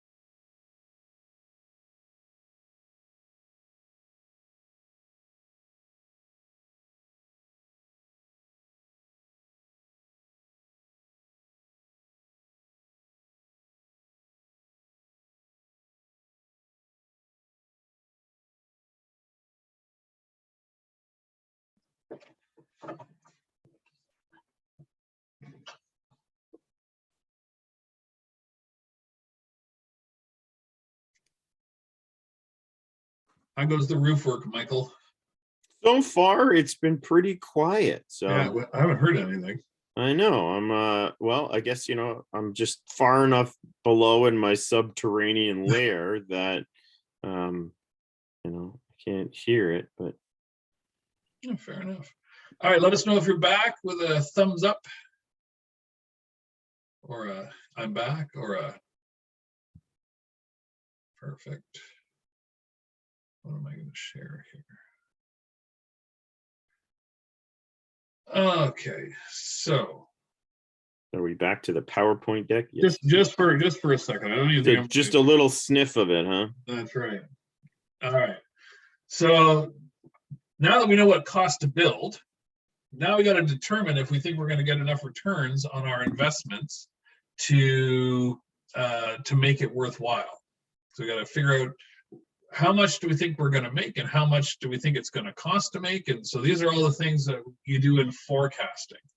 So we're going to go to another Padlet, and I put it into the chat. So I'm going to stop sharing. We'll pull it up. So let me just put that down and pull this up and share this screen. So in this Padlet, has everyone got the link, or did you lose the link? Okay. So you want to list the things you need to know or guess, and that's all. And that's what forecasting is. It's guessing in order to determine whether it's a good idea to build your dream. So what do you need? What do you need to forecast? I'll start it off with the most obvious one. Yep, labor is a big one. What other ongoing costs would we have to make some assumptions on? Yeah. Well, and also when you're forecasting, you're not just forecasting cost. Okay. Yeah. How about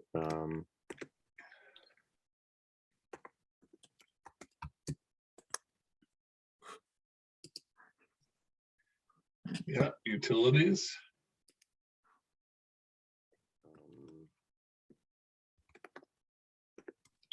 I can't add to the Padlet. Maintenance. okay, I'll put one in for you. Maintenance and repair. Yeah. Well, let me get another. Give me a sec here. I'll see if it's. It might be because she's on her phone. It could be, yeah. It's fine. It's on my end. I can't do it. Oh, that's Never fine. mind me. Yeah. No, that's good. Zoning, yeah. Okay, so some of these things are startup costs. Like the zoning, we would take care of at the beginning. So now we're talking about your yearly budget. So your consumable goods, maintenance and repair, yep.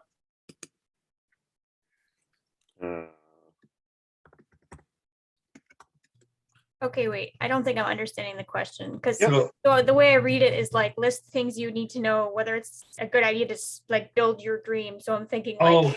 Oh, I'm sorry. Yeah, that was me trying to be go. So I'm just thinking of like, well, No, from the very beginning. so in order, so in my head, and this is just coming from my head, and this is thank you for that, is the only way you're going to build it is to know that it's going to be sustainable and make money. So that's what I meant. So you wouldn't build your dream unless you knew it was going to make money. So when you're building out a budget for the year, when you're forecasting the year, you need to think about well, first of all, what we're missing here is, and I'll put it in right now, is revenue, right? That's the big one. How much money are you going to be able to make? Why are they all down? Yeah. So yeah, I guess we're looking at, and then you didn't have to delete those. Oh, I feel bad now.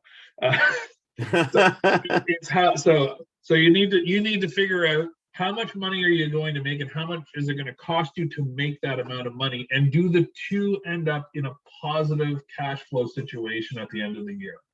So on a monthly basis, what are the expenses that you would need to think about that are going to be coming out regardless of whether you make a dime or not. So we've got labor, right? Even if no one shows up, it's going to cost you money to have the doors open from a labor perspective. Maintenance and repair is a good one. Utilities, right? You got to pay your hydro bill and your gas bill regardless of whether people show up. Your fees. Resources, we can add resources, like we're talking, you know, if you taking the pizza example, you will need some dough and stuff like That's right. like so, and toilet paper, for example, things that you will need like on Yeah. a regular basis. That's right. That's called cost of goods sold. Cogs. COGS. I'll put that up there. And that's a good. So you're right. So and the great thing about the attraction that you're building is there's not a lot of that, right? So with the exception of your disposables, like your pizzas or your consumables, right? So your pizzas, any snacks and beverages that you might be selling, there's a cost of goods sold for your, oh, that's perfect, your rent, right? If you're doing the birthday parties we talked about, the cost of goods sold will be if we're supplying plates, cups, napkins, forks, right? The pizza, all that kind of stuff are a cost to host the birthday party. Yep. So there's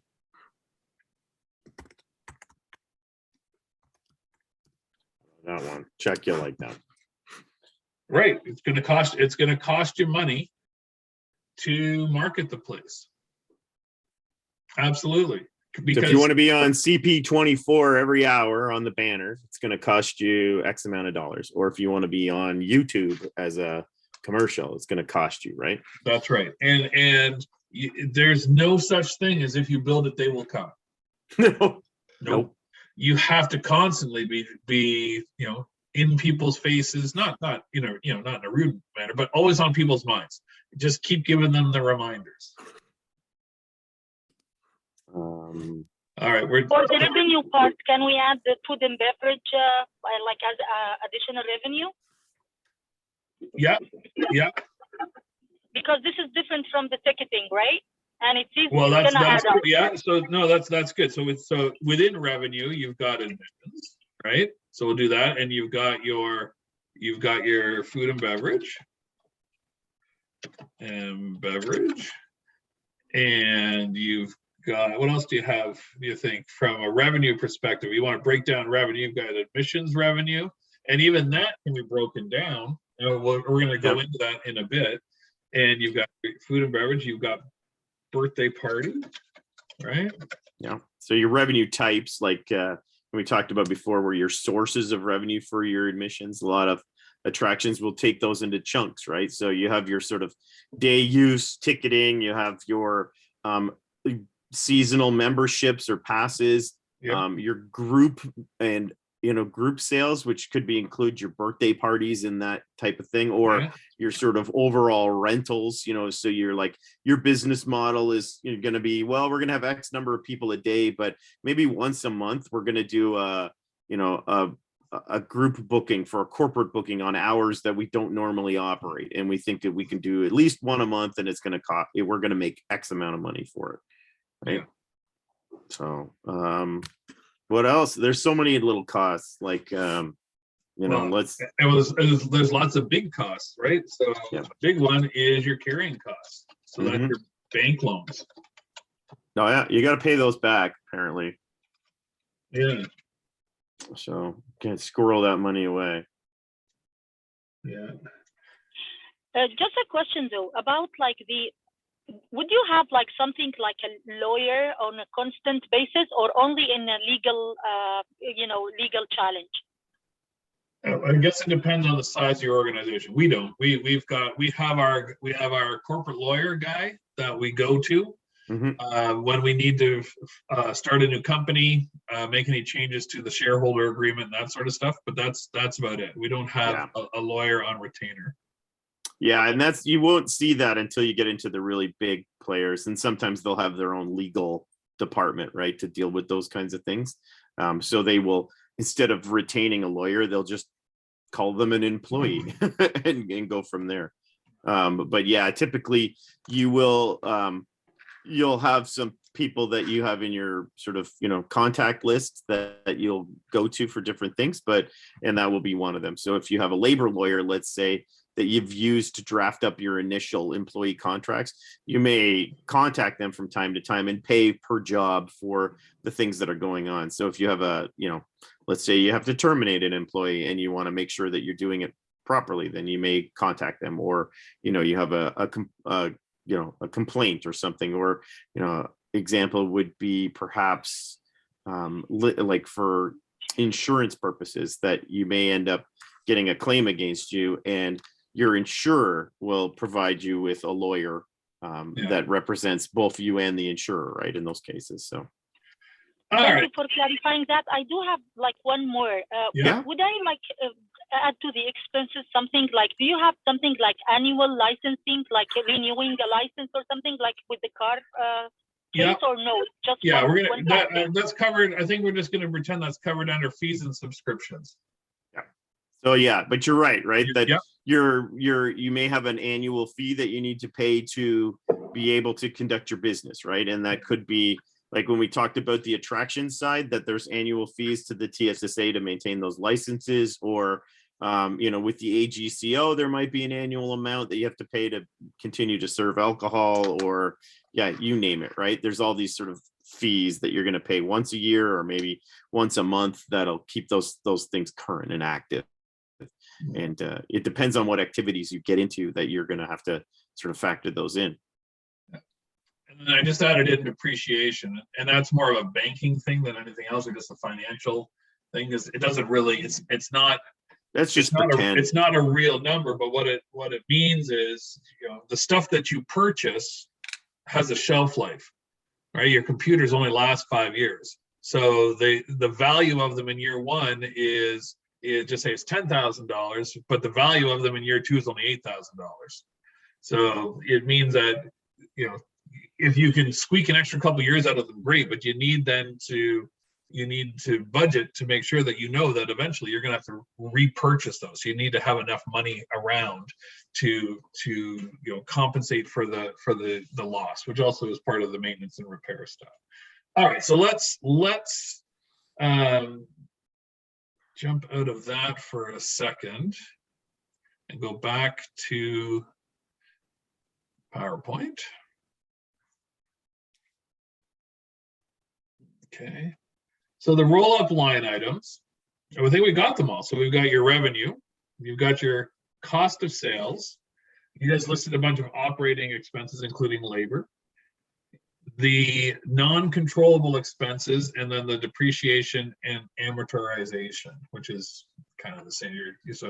How much is everything depreciating over a set amount of time is amortization. Okay, so just like when you build out the budget, you need the operating budget roll up has a lot of subsections to take into consideration. So for revenue in our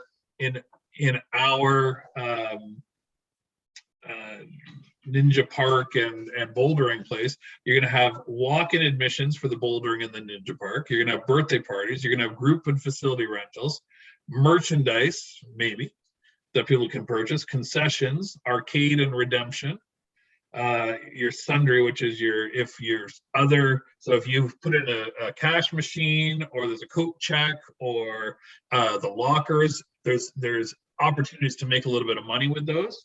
Yearly memberships and gift certificates. These are all the different ways you can make money, which is important, right? And then on your cost of sales, we talked about this a little bit. This is, there's birthday party costs, there's organization, there's the cost of groups, there's redemption expense. So for all the money that goes into the arcade, they're getting little trinkets and trash that comes out of it. There's merchandise costs, concessions, the climbing supplies. So in this case, there'd be the chalk and whatever else goes in. And then there's the credit card expense, which is usually a fee. Yeah, a lot of new business owners don't realize at the beginning that, in this day of electronic payments with Interac and debit and credit cards and tap and all this other stuff, that there's someone on the back end that has to process those fees, and they're going to take a small amount of the money that you make every Doesn't time. feel like a small amount, but it, Yeah.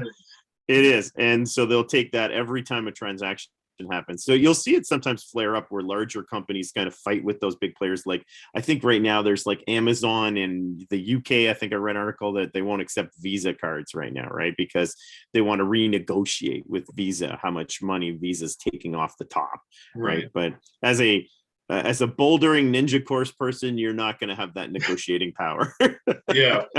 No, until you get really strong, and then you can That's right. Well, the one before where you had like bouldering / ninjas, and because Ninja sat on his first line, when I saw it the first time, I was like, are we hiring out these ninjas? Like, is that a source of revenue for us? So nice. So we have operating expenses, which are sometimes they can be considered variable, like your staffing, your salaries, and your wages. The salaries and wages are not variable, but the amount of staff you put on can be. So if you know you're not going to be busy, you don't have to put on as many people. The management cost. So in a lot of these small FECs, including GlowZone, we have our part-time people that we put onto the salaries and wages, but the managers, the people who are on full-time salary, they're under a different lens, because that's not a variable expense, right? It's they're going to get paid weekly regardless of how many hours they're putting in. Training and development, repair and maintenance, security, utilities, the telephone, the monthly services, insurance, courier and postage, which is very, very limited these days. Everything's done electronically. Office supplies, marketing, print materials, and paid advertising. So you guys got most of those, so good job. And then on the non-controllable, it's the base rent. TMI stands for taxes, maintenance, and insurance. So often you'll see a place, it's like, oh, it's too good to be true. It's $12 a square foot for the rent, and you're like, wow, that's really cheap for this location. Then you find out it's $13 a square foot for the taxes, maintenance, and insurance, and it is suddenly you're at $25 a square foot total. So you have to think about that when you're negotiating your lease agreements, your sign rentals, your bank loan repayments, and the bank charges. And then some of the expenses are going to be fixed, while others are going to be variable based on what it is. So we're actually going to go in and we're going to play around with this. So and when you look at these, when we're typing in our numbers, you always want to look at any type of research and history that you can get, so you can plan yours forecasting and make it as close to reality as possible. So, and a fantastic resource would be something like IAPA that we talked about before, where because they'll tell you all that stuff. This is how we know what the Canadian average is for merchandise, and what the concessions is 54%. This is the cost of sales. So for every dollar that you make, 54 cents of it is the cost. Right. So your rule of thumb is whatever, if a chocolate bar costs you $1, you should be selling it for $1.99. Right? You should double up that cost. That's why it's at around 45. The bouldering, the supplies, so your cost of sale for that might even be high at 0.1% because it's just chalk. So we can negotiate, change that. And about the Canadian average is 1.25. So if we want to go with the average, we'll drop that down when we get into it. But then other stuff is just set, right? So it's $150 a month for your telephone, your internet's $100, right? There's set costs as well. Does that make sense? Like those are, when you look at those, they're, like I said, they're volume based, right? So the more pizza you make, the more dough you have to buy, and so it's a reflection of the total volume of sales, right? Yeah. But your internet service to the facility, you could have one person in there or 1,000 people in there, and you're still just paying $100 a month for your service. Right. Exactly. All right. So so that's the pricing and volume. So wherever you can, reach out to a like business to get as much information as possible so that your forecasts are more accurate. And then when you're building it out, you want to build out to know what is the minimum amount of people that you have to put through in order to break even. And then you figure out what is that number compared to what you're actually think you're going to put in, because everything after that is gravy. And then you can have a best case scenario. So we're going to, oh, there we go. So we are going to drop off of this. We're going to go back to this screen here, and we're going to have a little bit of fun. Well, I'm going to have fun. I'm going to hope that you guys are enjoying it too. Chuck's going to drag you through the fun. That's right. I'm going kicking and screaming. All right. Here's what we're going to do. We are going to create a projection on how much you're going to make and what is it going to cost to do it. All right. So here we go. So on your revenue side, we have to make some assumptions. All right. So I'm just going to scroll through this. We're going to fill this in a minute. These are all variable. And what this is, so then what we're going to do is we're going to layer this in about how many people actually came in, and we're going to use we're not going to just make it up. These are numbers that were given to us by another company that does similar things, and they told us roughly how many people they put through in their first year by month. Okay. So in this case, this was built doing the exact same thing. So this was the first glow zone that we built out, and we were using some numbers that we got from 3 or 4 sources in terms of what we thought we could do based on the history of other attractions in their first year of operations. So both of our attractions now are putting through around 86,000 people per year with about a $13 per cap. And we'll talk about per cap in a second. But that is an easy way to figure out what your yearly revenue is going to be. Okay, so here we go. What should we charge? How much? What is a reasonable price to charge someone to come in to do the bouldering and to do the ninja course? Because that's going to feed in, feed into your overall revenue. There's no wrong answer. What would you want to charge? What would you pay? Let's say you loved to go in and be active. What would you pay to have a day pass to do bouldering? Just before we give a number, is it for kids only, or is it for adults, or is it mixed? Because that makes a difference. Yeah, this one is complete. This is completely mixed. So in this case, you are going for an audience of anyone from 6 years old and above. Because you're going to have ninja courses that will be set and that can be set for the younger crowd and also set for the older crowd. So it will be, I would say you are looking at, in terms of people who are actively doing it, your 30, 35 will be your top range, but then you'll also have parents who are going to come in for the birthday parties, but not participating as much, because it is a strenuous, both of these things are strenuous activities. So old dogs like us, Chuck, will just sit at the concession and. That's right. Oh, we should probably sell beer here. But that would have been a good idea. So you're looking. Will the numbers $30 and $40 make sense? Sure, let's plug them in and see if they do. Let's see what happens. This is an exercise in creativity, right? So this is how it kind of starts, right? Like what is that admission price and why is it charged the way it is? Because at the end, when even at a place like Disney, somebody's there rolling this up, right? And saying, okay, well, we're going to charge for these pieces this much because this meets our goals financially for the organization, right? So they're doing it in a much larger scope, but it's the same exercise. So they're dropping these things in because they want it. You do your research too about what do my competitors do? What's a reasonable amount? you know, what number is not going to make people flip out when they walk in the door. But at the same time, if you say it's a $5 bouldering charge and you plug it in, and then at the end you're in the, you know, you're losing Right. money, then you wouldn't even open. Right. And now when you think it, so in my, so coming from an, you know, from an attractions background with only 20,000 square feet, you can get into Wonderland for a day for $55.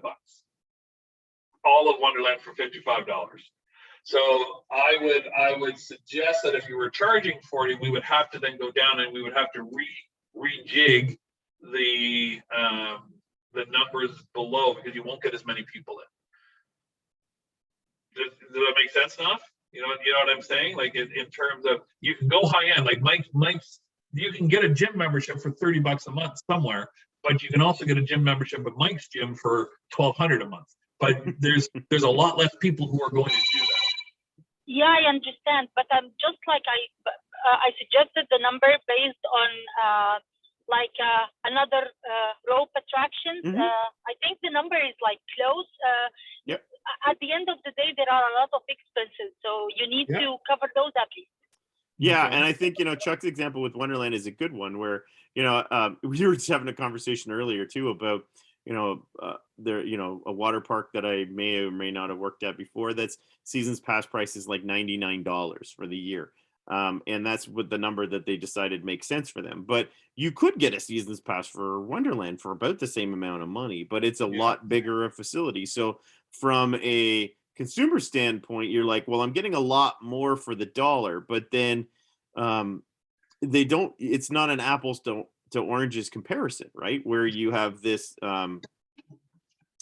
whatchamacallit, like, you can't say, well, it's based on, you know, a simple product thing, because yeah, the Wonderland does 3+ million people, so they can charge quite a bit less, because they want to drive this high throughput, because they're making their money on volume, as opposed to, in a, you know, in this example, we're not going to do 3 million people a year, but our Yeah. costs are still there, so we're going to make it up on our price. And, you know, so those sort of ratios don't always balance Right. out. So for us, are you seeing the hood climbing Yep. here? Okay. So this is a bouldering place that's in Markham and one in Mississauga, and they're $20. So we should probably keep it at the industry standard. So let's go back and change that to 20. So this is really cool, because we're doing the research, right? And then here, let's do Ninja course. I think there's a Ninja course in Milton. Okay. Ninja Warrior obstacle course. Locations, about programs. Oh, let's see. It's free. Yeah, it's free.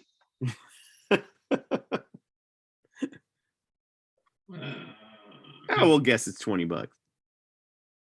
Oh, let's see. Maybe it comes up. You would think that it would have a freaking price on it. So, okay, this is just a good lesson to know. And I don't want to pick on these guys, but Put if your you- price on your put website. your price on your website. Okay, let's look at the parties. Maybe the parties will have a price. It'll be, we do parties.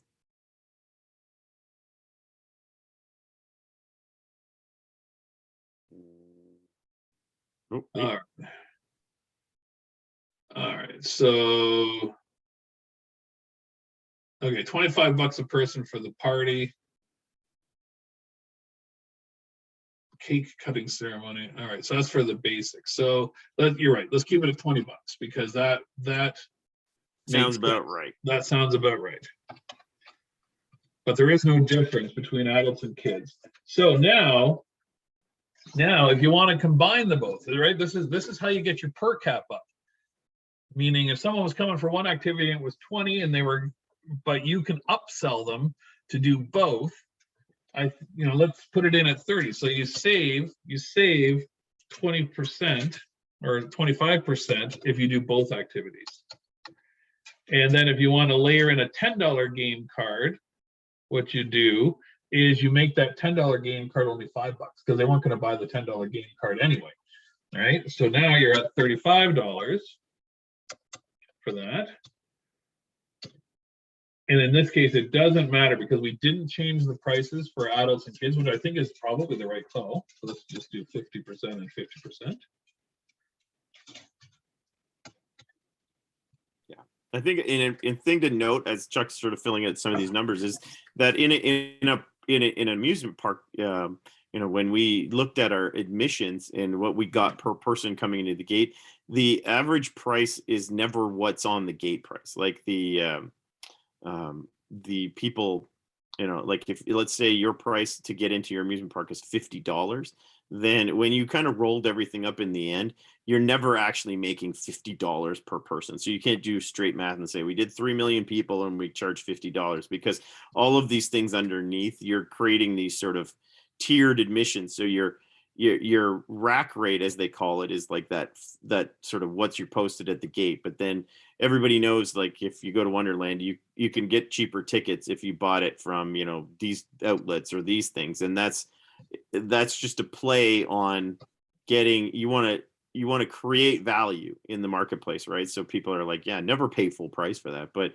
when they roll up their thing, their assumptions are that the actual price is or that sort of, and I think we'll talk about it in further below, is like slightly less, right? So we know that maybe your average admissions rate is going to be, instead of $50, it's $38 or something. And we would watch that number to see whether or not that's what we expected, because we wanted to float up around that area.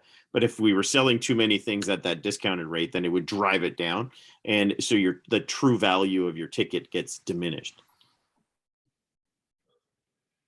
All right, and then you can see here where we have these Canadian averages, and then we were given an average based on someone else's experience in terms of what is your per person average, meaning for and in this case it's somewhere between 6 and 8 cents per person. So let's do 6 and 10. So let's do 8.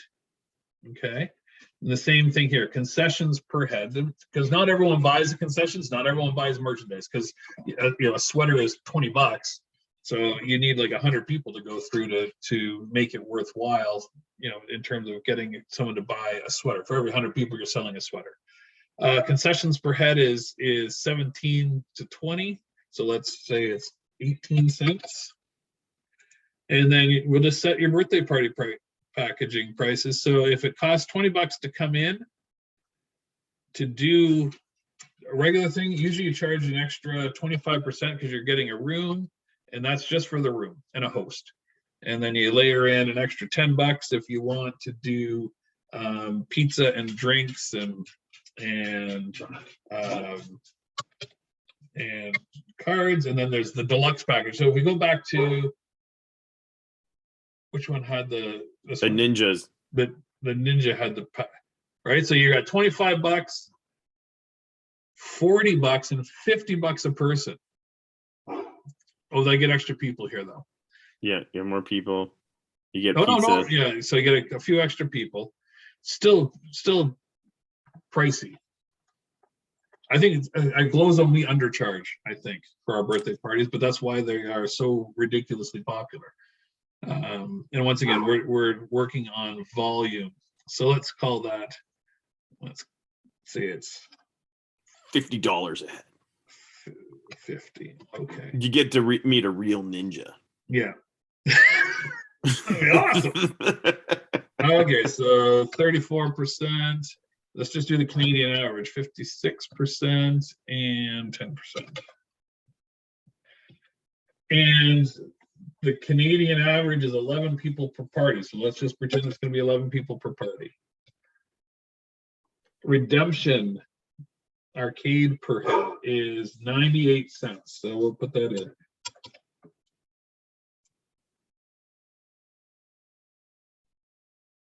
Okay, so a group rate is 20%.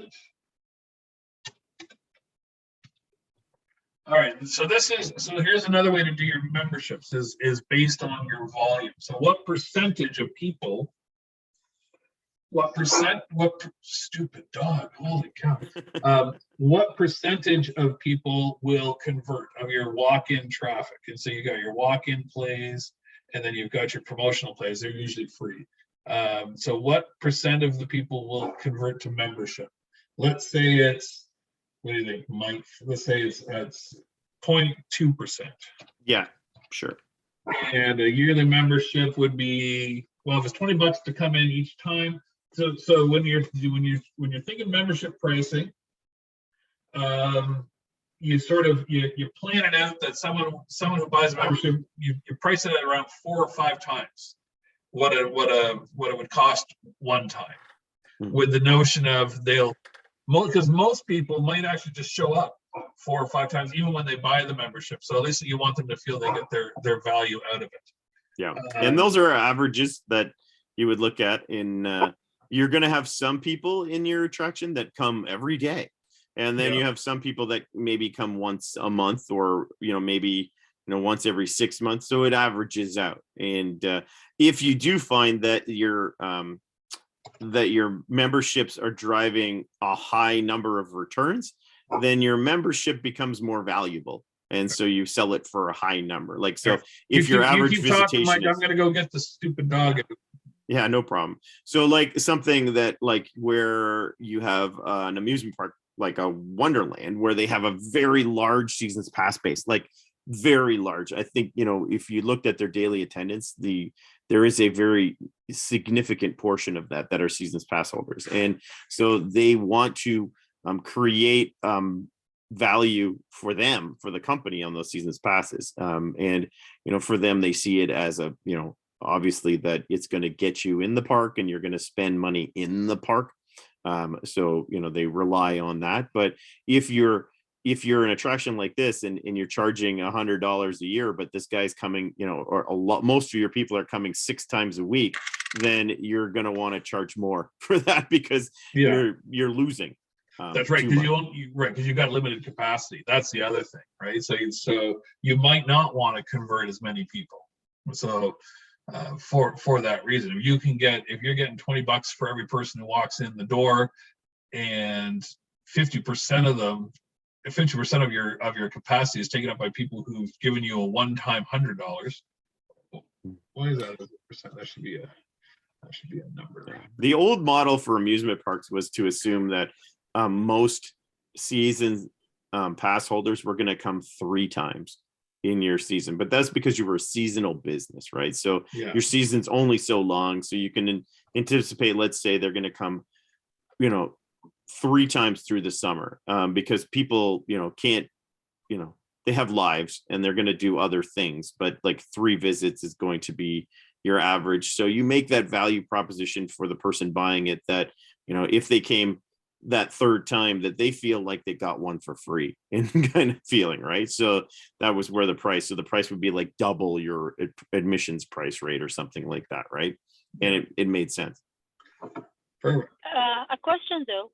Mhm. I mean, with the limited capacity thing, are you allowed to do that? I mean, if a person already bought a membership and then is not allowed to the premises just because you reached your capacity. I know, like, for example, if we're talking about hotels, and hotels are attractions too, accommodation.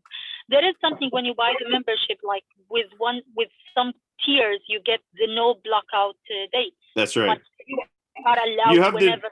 I'd say as a general rule that your annual passes or memberships are contingent on there being capacity for you to be in there. So it doesn't guarantee you a visit. It just, when you get there, you don't have to pay.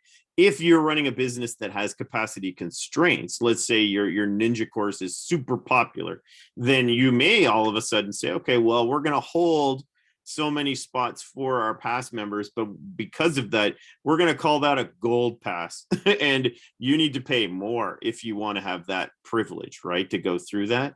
And so you have to factor in those things when you're looking at, do you want that many annual members? Like, if you think you can't handle that volume, and then you don't drive towards it. Some industries don't do a lot of annual memberships for that reason, whereas others, it's their bread and butter. For something like a water park, you have a very high capacity, so it's very unlikely you're ever going to get to the point where you're turning people away at the gate. So it makes sense. Let's just sell as many passes as we can and do that. Maybe in this bouldering example, yeah, you're right. You don't want to have so many that every day they walk in. So that's about, setting up that price point. You want to sell some or maybe none. If you look at the numbers and say, I can get a lot of people walking in that I don't need to sell it, then I won't do it at all. And Right. that's this exercise, right? Yeah, and it's a really good point. That's why everything is so variable. And the great thing about this is you can adjust your capacity numbers, like the number of times people are coming in. You can adjust, your free passes that are out there now, or discount passes and that sort of stuff. But the way we've just set all that up, you're looking at a per cap, the average price per guest per head, is paying about $28, which is pretty darn good. And in that first year, you're going to make $1.3 million. So so now we got to figure out what is it going to cost you to make 1.3 million. So let's go over to the expense side. All right, so we've got our birthday party costs. We'll just keep these all the same. So just leave them here, but you can play around with them when you go on. We're going to upload all of this to the course, the weekly content, and if nothing else, take these and keep them with you forever, because whenever someone's looking to open something, off you go. So here are these. A lot of these have self-populated. So let's talk about salaries, which is right here. All right, so you can type in what the rate is, and what we did at GlowZone, we have non-holiday hours of operation. 39 of the 52 weeks are non-holiday, and this is sort of this is how we put our operating hours. So the total operating hours, the total number of hours per shift, then some get layered on, and then we've got the same thing. 13 of the weeks are high volume, so longer hours, and that's how we figured out the expenses of the salaries and the wages. We didn't add it in this stuff. There's an easy way to do your building repair. Is usually done as a percentage of your monthly revenue, right? So it is. What do you think, Mike? I think we set aside like 5% for. Yeah, that'd be about right. And that's so 5 to 8%. So equals. Let's go back to here. All right, times 0.05. Right, so we could then extrapolate that all the way out and across, so that we would know what our building maintenance is. But let's just call it $5,000. 5 times 12 is 60. So we'll just put that there. Same with equipment. About 5% of the equipment that you have. So that's probably about 30,000. And then you've got these are monthly services, so those are easy to put in. So here, let's just do it this way. That would be easier. 5. Then you've got 2,500. And then let's call that 200. That's for the people to come in and change the urinal pucks and put in the sprays and keep everything going. And this is what it costs you per month to have your garbage bin out back all fixed. And, you can save a lot on waste if you just dump it in the ravine. Let's strike that. I'm just kidding. Let's not stare at it, because how do we stop the recording? Right. So then you've got some hard costs, right? You got your hydro, water, and gas. Hydro is probably close to 500. Water is probably 300. Gas depends on the month. It probably averages out at around 300 as well. Yeah, and with some of these utilities, just like at home, you can get an averaging plan right done once you have some billing history with the utility provider. If Yeah. you want some cost certainty, then they will average it out over 12 months as opposed to you trying to ride the peaks and valleys. So like when you're in the winter time, you're going to spend more on gas because you're heating. In the summer, you're going to spend more on electricity because your air conditioning is running and so on. So you can smooth that out with them and do that. But some industries will have higher utility costs than others. So that you have to understand when you're getting into something. Obviously, this bouldering ninja course is going to have a fairly, normal-ish utility cost for square feet for like an industrial building because you're just heating and lighting it. But let's say you added in a VR simulator or a motion ride or something like that, then all of a sudden your electrical cost may just go shooting right up because it's a very energy consuming piece of equipment. If you look at a standard amusement park, all of those things are some of them will be high cost to operate, like those launched coasters that use electromagnetic launching to go. They're just power pigs, right? So they're going to cost a lot. Or a water park obviously has a much higher water bill than a mini golf course or something like that. So when you're doing your research on what you want to do, those sometimes are resource heavy, and so you have to, or utility heavy, ventures, and you have to factor that in, right? Or if you're going to pack a lot of people in a building, your HVAC cost is going to go way up because everybody's giving off a little heat. So you're going to have to run that system, or you're going to have a more robust system to deal with that, right? Yeah. Sorry, I just added something in here. So we have the paid marketing cost there. So we do ours at 4%. Well, we would like to do ours at 4%, but normally we don't actually have the money to do it at 4%. But the idea behind that is it becomes a variable cost. Right. So instead of it being a fixed cost, you figure, okay, it's 4% bringing you the people that you want. And if it's working, you keep it at 4%. If it's not, you might need to bolster it. If that makes sense. So this loan repayment is right now is a number, but you would then factor in, knowing what we knew from here. What do we say here?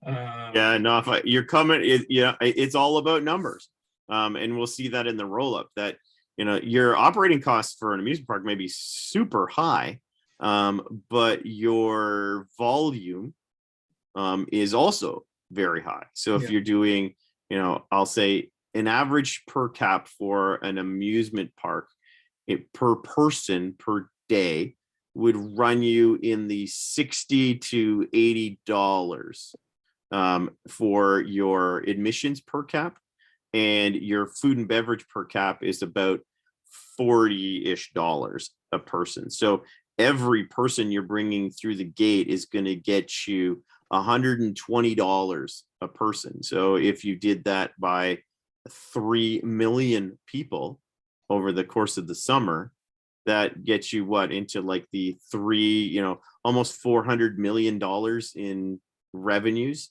So that's your revenues before your expenses, right? So your EBITDA, and that will sort of, what you want to do is have that be profitable for you. So your operating cost may be $150 million or $200 million, but the rest of it, comes out. So it does, when you're in those big environments, sometimes you do, I was mentioning to Chuck the other day that the bigger the organization, the further away from the numbers you get, because then you're just focused on operating and you're doing your thing, right? And you may have your own sections and things that you're controlling your own costs on, but you're not seeing the entire, sort of where we're looking at the roll up of the whole business, right? Like the operations manager at Wonderland kind of has a sense of where things are at, but they don't really know the nitty gritty. They know what their costs are, right? Their labor costs, their supply costs, and they have a budget for it.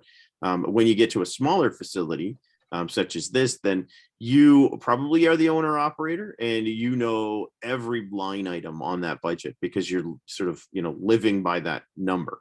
And so, but yeah, it's a very expensive proposition, but it's also I've shown there, it's definitely generates revenue. It's the startup costs are very high, which is like most industries that, when you're not going to make money and, instantaneously, but what you want to do is you want to build towards profitability, right? And that sort of, factors in your plan. Wonderland building a $30 million roller coaster, the payoff is not immediate. It's spread out over a number of years, and they know that will sort of will pay itself off, because maybe you're getting an incremental attendance of 10,000 people a year or 15,000 people per year because of that investment. Or sometimes it's not about what you're bringing in extra, but it's maintaining what you've got, so that if you become stale as an attraction, then your the number of people visiting you will diminish because they've already done it. And there's nothing new, right? So it drives the industry quite a bit too, right? Where you're always investing back into yourself to grow, but then also just to sort of keep what you got. May I ask a question? Like, since you worked in Wonderland, Mhm. like construction-wise, a building will pay for the visibility-wise, I would say, for a building would Mhm. be that you get what you paid in 10 to 15 years, almost something like that. I know that from the business that my husband is running. Now, for amusement ride, how many years we're talking about, like roughly speaking? Visibility stuff. It's in about the same, I would say. They do pare it down a little bit more, where it's in that sort of 8-year range that they feel that it's going to be kind of off the books, and we'll call it a paid off thing, that it's sort of you're not carrying that cost anymore, because most of that's just a borrowing cost, right? In terms of, if your investment is $30 million, what you have is what's called your capital spend, right? So that's reinvesting back into the business on something that has a value. And usually most companies say, I think, that for something to be considered capital spend, it should have a lifespan of about 5 years. So that, as it rolls on, if it's a 1-year expense, you can't say something's capital if you're going to use it all up in one season, right? But a ride, some of those rides, they're 40 years old. So they have ongoing costs, but the cost that they paid for it is already been it's been recouped, right? It's a thing in there. But as I mentioned before, it's a calculation based on maintaining your position in the market and competing against your competitors, and at the same time just keeping what you got. So okay, so in now that we did all the numbers, and hopefully you understood what we were trying to do. Now you can go and take a look, and based on the assumptions that we just made, we think that this is going to make in year one $188,342. So who's in? Yeah, so that's pretty good. You're covering all of your costs, and off we go. Did we pick what our rent was? It was free. I think it's in there somewhere. Yeah. 19. I knew it was somewhere, isn't it? How many square feet is the building? Oh yeah, there we go. Yep. So in this case, we're paying. So it was 20,000 square feet. The base rent is $1,250. You're paying $1,692. The sign rent is $25 a month, or $25. There's all these different things. So and I just calculated. You saw me, and you can do it on the recording, how I calculated out roughly what that first year's loan repayment would have to be on that $900,000. So when you want, so we think we're going to make some money. So here's an easy way to calculate your break even is you take this number, right, and you divide it by the per cap, which we saw was $28. So if you put through 6,700 less people, you would break even. So that's one way to break even, right? The other way would be to reduce your per cap by the amount of people that you're forecasting. So in here, we're forecasting total, sorry, I'm just gonna move some stuff around here. We got it forecasting, where's our total plays on our revenues? So in the end, what the exercise is Yeah. basically like every other business, you are making a very calculated bet That's that right. this is going to pay off. And there, as we've talked about before, there are factors that you can't control that may, like a pandemic, Yeah. or if you're an outdoor attraction, that you're going to have bad weather and all those kinds of things. So those are parts of that sort of consideration that you put in there. But as Chuck's shown there, that there's you can certainly make money doing Yeah. this, and even though the expenses seem high, there is revenue always right on the other side. Yeah. You wouldn't build it for your own personal amusement and enjoyment.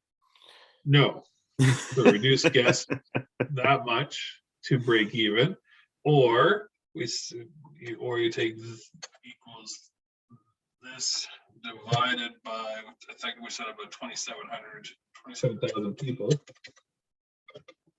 or you reduce the per cap, so you can reduce your price by almost $7 a person and break even on average, right? Does what I just said make sense to just quickly calculate how you would get to your break even number? Because the bank's going to want to know what your minimums are, right? So that's important. Now, keeping in mind that we built, so these numbers here were actually what we used when we calculated what our Brampton, the amount of people through in Brampton in year one would be. We doubled that in year one. So we actually came out well ahead of where we thought we were going to be. And now, like I said, we're up over 86,000 people per year. This would be for an attraction like this, where people, the hang time, remember we talked about how quickly you can get the throughput, how quickly we can get people through the attractions. The hang time will probably be longer. They'll spend more time at the attraction. That's a good number to play with, right? And off to your point, so there's going to be times that this place will be open and no one's going to be in it. And Glow Zone's the same way. Glow Zone's open, it opens at noon today. And there probably won't be anyone actually in through the building. There could be if people are off, but usually we don't see a lot of people. But there's still things to do, and there's there is birthday party calls that come in. So you actually make money even when there's no one in the building, because you're accessible to the people who are asking information, Christmas parties and birthdays and that sort of stuff.